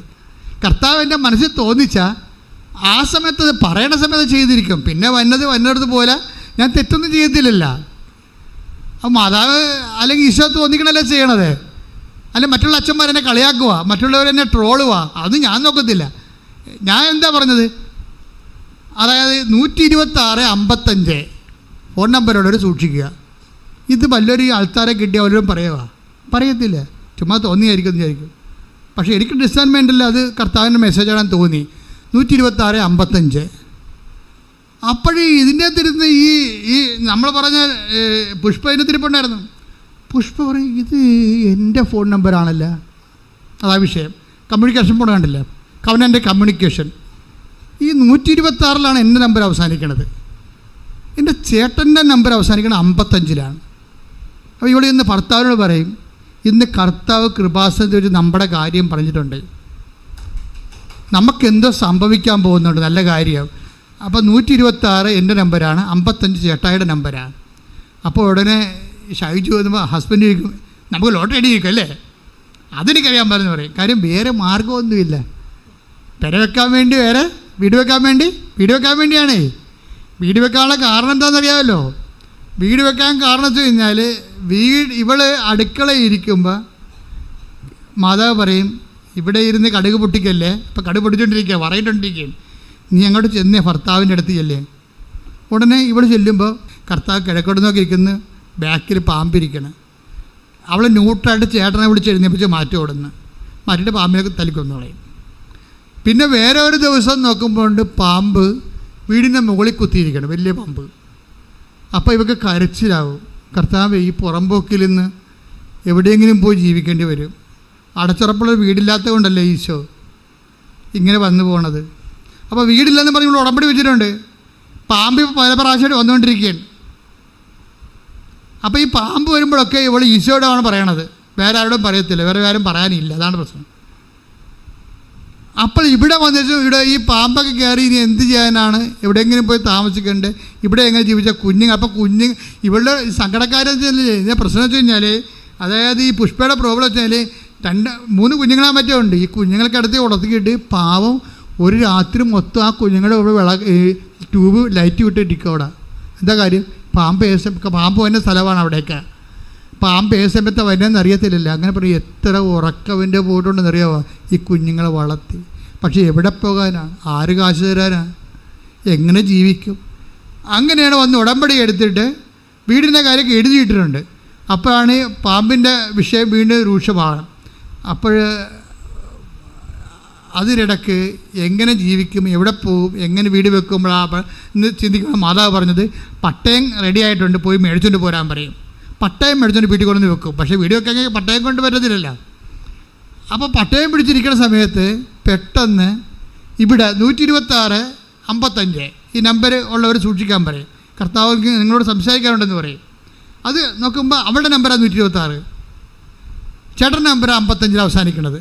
വീട്ടിൽ അങ്ങ് ഹസ്ബൻഡിനോട് ഇത് പറഞ്ഞുകൊണ്ടിരിക്കുകയാണ്, ഇത് നമ്മളെക്കുറിച്ച് കൃപാസനത്തിൽ അമ്മ സംസാരിച്ചായിരുന്നു എന്ന് പറയും. അപ്പോൾ എന്താണ് നമുക്ക് ലോട്ടറി അടിക്കുവാടി, അതറിയാൻ പാടില്ല, ഈ നമ്പറില്ല നമ്പറാണ്.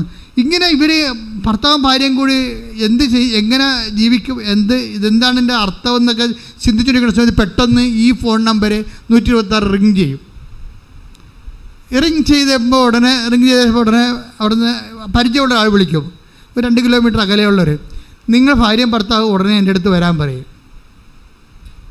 അപ്പോൾ അവർ വിളിക്കുക, അവർ പള്ളിയിൽ എന്തോ കാര്യമൊക്കെ ചെയ്യുന്നത് നടക്കുന്ന പാർട്ടിയാണ്. അപ്പോൾ അതുകൊണ്ട് അച്ഛൻ്റെ സെൻറ്റ് ഓഫിന് എന്തോ ചെയ്യാനാണ് വിചാരിച്ചാൽ ഇവർ ഓട്ടോറിക്ഷയിൽ ഭർത്താവും ഭാര്യയും കൂടി അവിടെ ചെല്ലുമ്പോൾ ഉടനെ ആ വീട്ടുകാരൻ ഒരു 5 ലക്ഷം രൂപ എടുത്ത് കൊടുക്കും. കൊടുത്ത് ഞാൻ പറഞ്ഞു, നിങ്ങൾ നിങ്ങളുടെ വീടിൻ്റെ പണി തുടങ്ങുകയാണ്.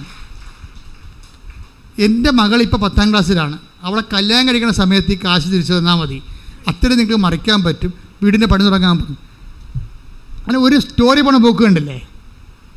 ഒരു മനുഷ്യൻ്റെ ജീവിതത്തിൽ ദൈവം വിളിച്ച് പറഞ്ഞ് ഇടപെടുന്ന രീതിയിലേക്ക് പോകുന്ന ഉടമ്പടി. ഇത്രയും ഉടമ്പടിയിലുള്ള അതായത് ഈ ഉടമ്പടി നിൽക്കുന്നവർ ഇത്രയും വലിയ വിശ്വാസത്തിൻ്റെ കൊയ്യുമ്പോഴാണ് മറ്റുള്ളവരും ശ്രദ്ധിക്കണം. ഇതിനകത്ത് നമ്മൾ ഉടമ്പടി എടുത്തിട്ട് ആരെങ്കിലും കൊണ്ട് ഉടമ്പടി എടുപ്പിച്ചു, അല്ലെങ്കിൽ ഉടമ്പടിയുടെ കാര്യങ്ങൾ പതിമുക്കാനും ചെയ്യത്തില്ല. പിന്നെ റിസൾട്ട് നോക്കിയിരിക്കുന്ന ആൾക്കാർ ശ്രദ്ധിക്കേണ്ടത്, ദൈവത്തെ നിങ്ങൾ പരീക്ഷിക്കുന്നതിന് മുമ്പ് ദൈവമായിട്ട് വലിയ സ്നേഹത്തിൻ്റെ സ്വാതന്ത്ര്യത്തിലേക്കാകാൻ നോക്കണം. കാര്യം ഉള്ളതുപോലെ പറയണതാണ് ഇവരെല്ലാവരും. ഇപ്പോൾ നോക്കുമ്പോൾ കെസിയായാലും ശരി, അതുപോലെ തന്നെ ഈ പുഷ്പയായാലും ശരി, അവളുടെ അവസ്ഥകൾ അവൾ തുറന്നു പറയാനുള്ള സ്വാതന്ത്ര്യവും സ്നേഹവും അവർ ഉടമ്പടിയിലൂടെ ആർജിച്ചിരിക്കുകയാണ്. ഉടമ്പടി എന്ന് പറഞ്ഞാൽ അതാണ് സംഭവം. അതായത് ഇതൊരു റിലേഷനാണല്ല, ബൈലാറ്ററായിട്ടുള്ള ഒരു ഉഭയകക്ഷി, 2 കക്ഷികൾ തമ്മിലുള്ള ഒരു റിലേഷനല്ലേ. അപ്പോൾ ദൈവം അത് ആ റിലേഷനെ ബൂസ്റ്റ് ചെയ്തുകൊണ്ട് ആ ഉടമ്പടിയെ മാനിച്ചുകൊണ്ടേയിരിക്കും. അപ്പോൾ അവരിപ്പോൾ പുതിയ വീട് വെച്ച് താമസിക്കുകയാണ്. കസ്തുതിക്കട്ടെ, ഹല്ലേലൂയ.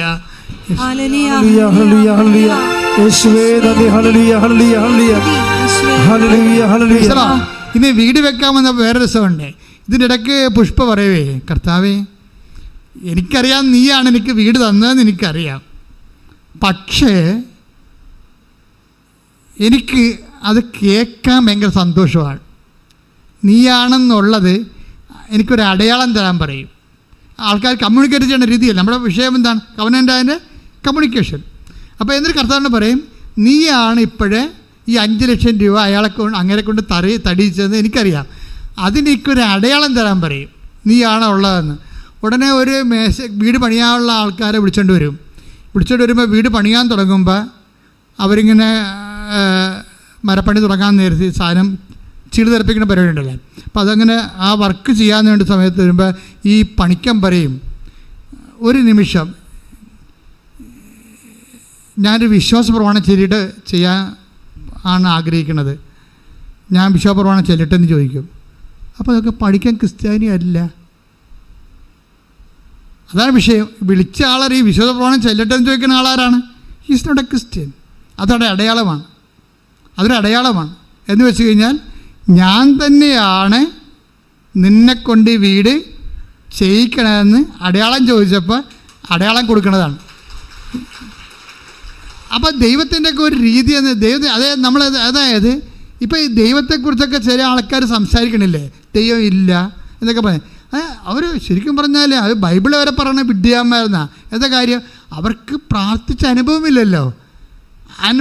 അതായത് പ്രാർത്ഥിച്ചും ദൈവത്തോട് ഇടപെട്ടു അനുഭവമുള്ളവർക്ക് ആയിരക്കണക്കിന് അനുഭവങ്ങളാണ് ഉള്ളത്. അവർ ദൈവത്തിന് വേണ്ടി ജീവിക്കാനും മരിക്കാനും തയ്യാറാണ്. അപ്പം അത് എന്ത് ഞാൻ പറഞ്ഞതിൻ്റെ അർത്ഥം എന്ന് വെച്ച് കഴിഞ്ഞാൽ അതായത് ഈ ഒരു ജീവിതം ഉടമ്പടി വഴി ദൈവത്തിൻ്റെ കൂടെയുള്ള ഉഭയകക്ഷിയായിട്ടുള്ള ഒരു ജീവിതം, അത് ഒരു വിഷയത്തിൽ നിങ്ങൾ ഉറപ്പിച്ച് നിർത്തരുത്, വ്യക്തിയിലാണ് ഉറപ്പിച്ച് നിർത്തേണ്ടത്. പിടികിട്ടിയ നിങ്ങളത്തെ വിഷയം, ഒരു ജോലി, അല്ലെങ്കിൽ നിങ്ങളുടെ വിദേശ യാത്ര, അല്ലെങ്കിൽ നിങ്ങളുടെ വിവാഹം, അപ്പം അത് കഴിയുമ്പോൾ നിങ്ങൾ ഉഴപ്പും. പക്ഷെ അതല്ല ഉടമ്പടി. ഉടമ്പടി എന്ന് പറയുന്നത് വ്യക്തിയെയാണ് നിങ്ങൾ ഉറപ്പിച്ച് നിർത്തേണ്ടത്. കാര്യം ഞാനൊരു വ്യക്തി, ദൈവം ഒരു വ്യക്തി. അതൊരു ടെമ്പററി ആയിട്ടുള്ള അറേഞ്ച്മെൻ്റ് അല്ല, നിത്യത വരെ എത്തുന്ന ഒരു ബന്ധമാണ്. പ്രാർത്ഥിക്കുക, കർത്താവായ ദൈവമേ എൻ്റെ ജീവിതത്തിലെ നിത്യത വരെ എത്തുന്ന വലിയ സ്നേഹബന്ധമായ ഉടമ്പടി ജീവിക്കാൻ അവസരം തന്നതിന് നന്ദി പറയുന്ന, ഉടമ്പടിയിൽ വളരുവാൻ എന്നെ സഹായിക്കണമേ. ശ്രദ്ധിക്കട്ടെ. ഹല്ലേലൂയ,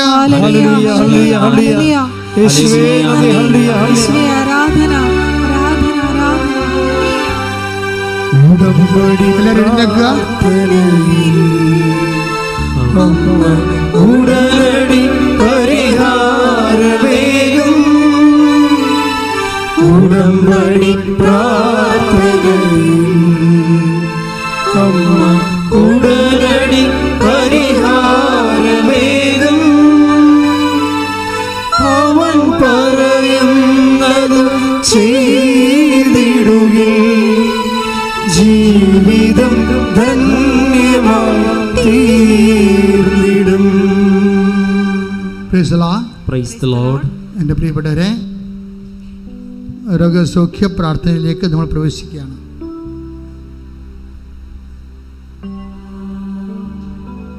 ഞങ്ങൾ ഉടമ്പടി ചെയ്യുന്ന വിഷയങ്ങൾ ഓൺലൈനിലുള്ളവർ പ്രത്യേകം ശ്രദ്ധിക്കുക. ഉടമ്പടി ചെയ്ത വിഷയങ്ങൾ ഇപ്പോൾ ഓർക്കുക. എപ്പോൾ ഈ ധ്യാനം കൂടിയാലും ധ്യാനത്തിലേക്ക് വരുമ്പോൾ തന്നെ ചെയ്യേണ്ട കാര്യം അത് ഷെയർ ചെയ്യണം. നിങ്ങൾ സാക്ഷ്യം കേൾക്കാൻ തുടങ്ങുമ്പോൾ തന്നെ ആദ്യം ഷെയർ ചെയ്തിട്ട് വേണം സാക്ഷ്യം കേൾക്കാൻ. എന്നിട്ട് പ്രാർത്ഥിക്കണം, കർത്താവേ, ഞാനീ ഷെയർ ചെയ്യുന്ന സാക്ഷ്യം അനേകം മക്കൾ കേട്ട് അവർ നിൻ്റെ കൃപയിൽ ജീവിക്കാൻ, വിശുദ്ധി ജീവിക്കാൻ, വിശ്വാസത്തിൽ ജീവിക്കുവാൻ അവരെ സഹായിക്കണമേ. എൻ്റെ സുവിശേഷത്തിൻ്റെ ഉപകരണമാക്കണമേ, യേശു കൈമാറ്റത്തിൻ്റെ ഉപകരണമാക്കണമേ എന്ന് പ്രാർത്ഥിക്കുക. ശ്രദ്ധിക്കട്ടെ. ഹല്ലേലൂയ, ഹല്ലേലൂയ, ഹല്ലേലൂയ, ഹല്ലേലൂയ.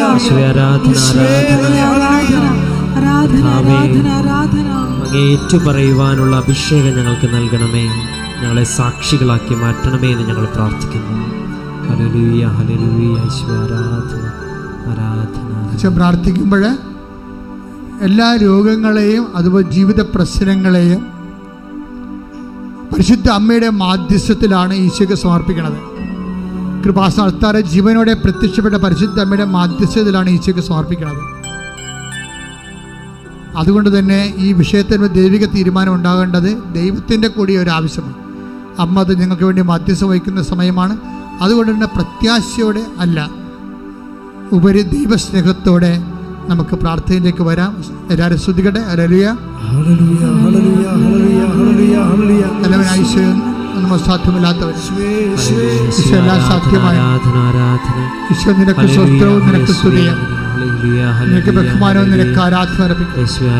കർത്താവ് നിന്നെ വിശുദ്ധമായ വലതുകരം തിരുമൽവാർന്ന അത്ഭുതകരം അങ്ങനെ മക്കളുടെ ശിരസിൽ വെക്കുന്ന പ്രാർത്ഥന അവിടെ സന്ധിബന്ധങ്ങളിലും മാംസപെച്ചുകളിലും ഞരമ്പുകളിലും ശരീരകോശങ്ങളിലും രക്തം പടരട്ടെ. എല്ലാ കോശങ്ങളിലും എല്ലാ പേശികളിലും എല്ലാ അസ്ഥികളിലും അസ്ഥിക്കൊടുകളിലും തലച്ചോറിലും ശരീര ഞരമ്പുകളിലും രക്തഞരമ്പുകളിലും ശരീരകോശങ്ങളിലും ഹൃദയ ഞരമ്പുകളിലും കരളിലും ഗർഭാശയത്തിലും ഉദരാശയത്തിലും കർത്താവെ ശിഷ്ടമുള്ള സ്ഥലങ്ങളിലെ കർത്താവെ തിരിച്ച് കർത്താകാത്തവർ രക്തസ്രാവം നിൽക്കാത്തവരെ സ്പർശിക്കണമേ.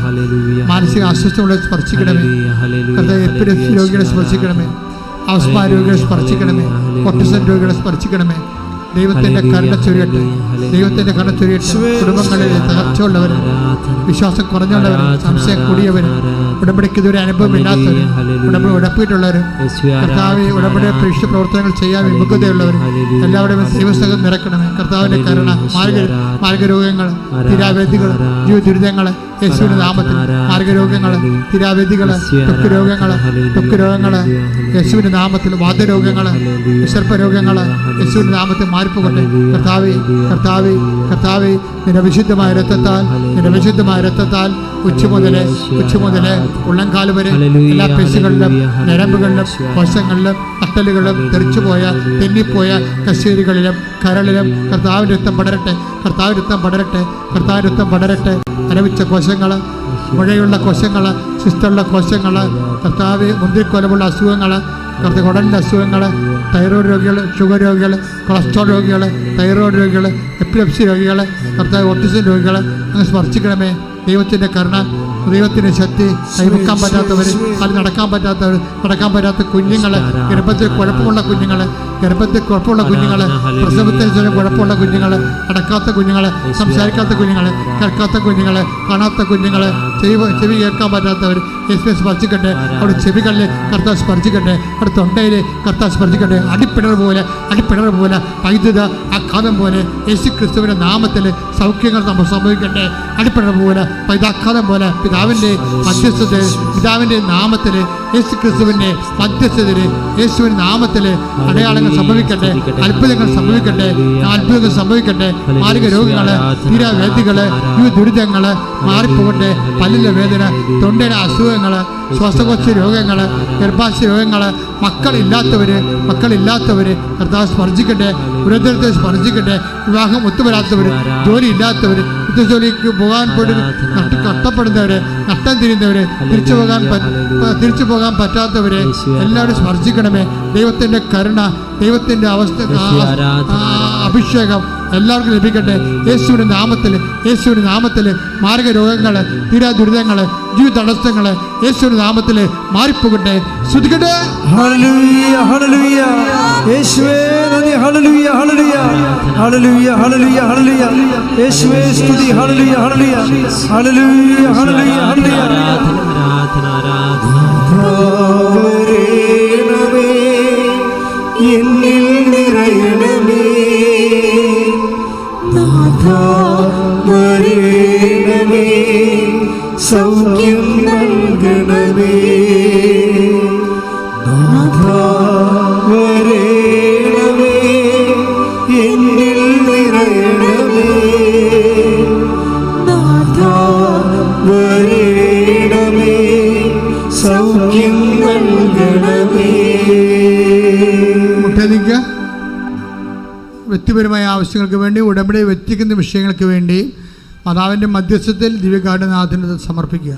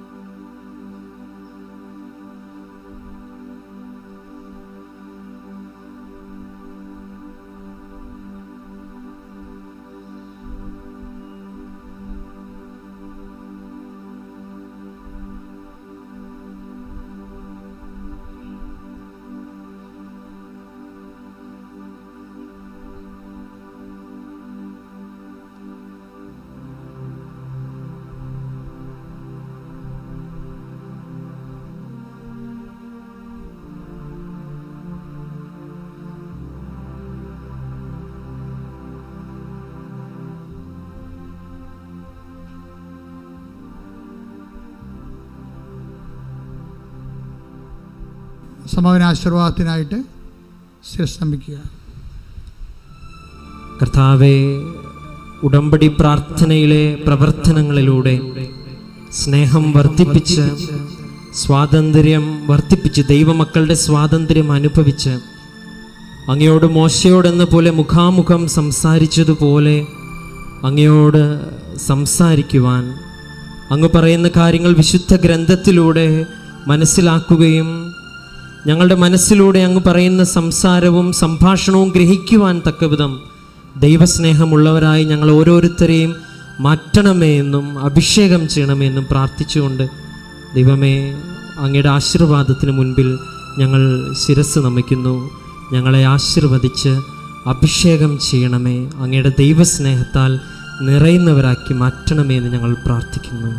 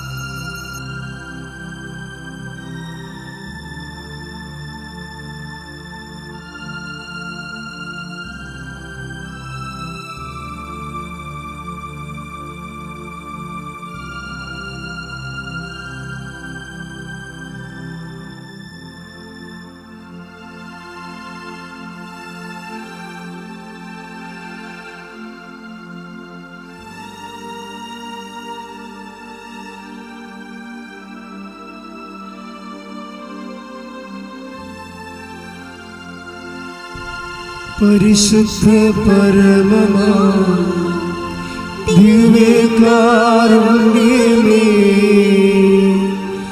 എന്നുമെന്നും അങ്ങേയ്ക്കാരാധന.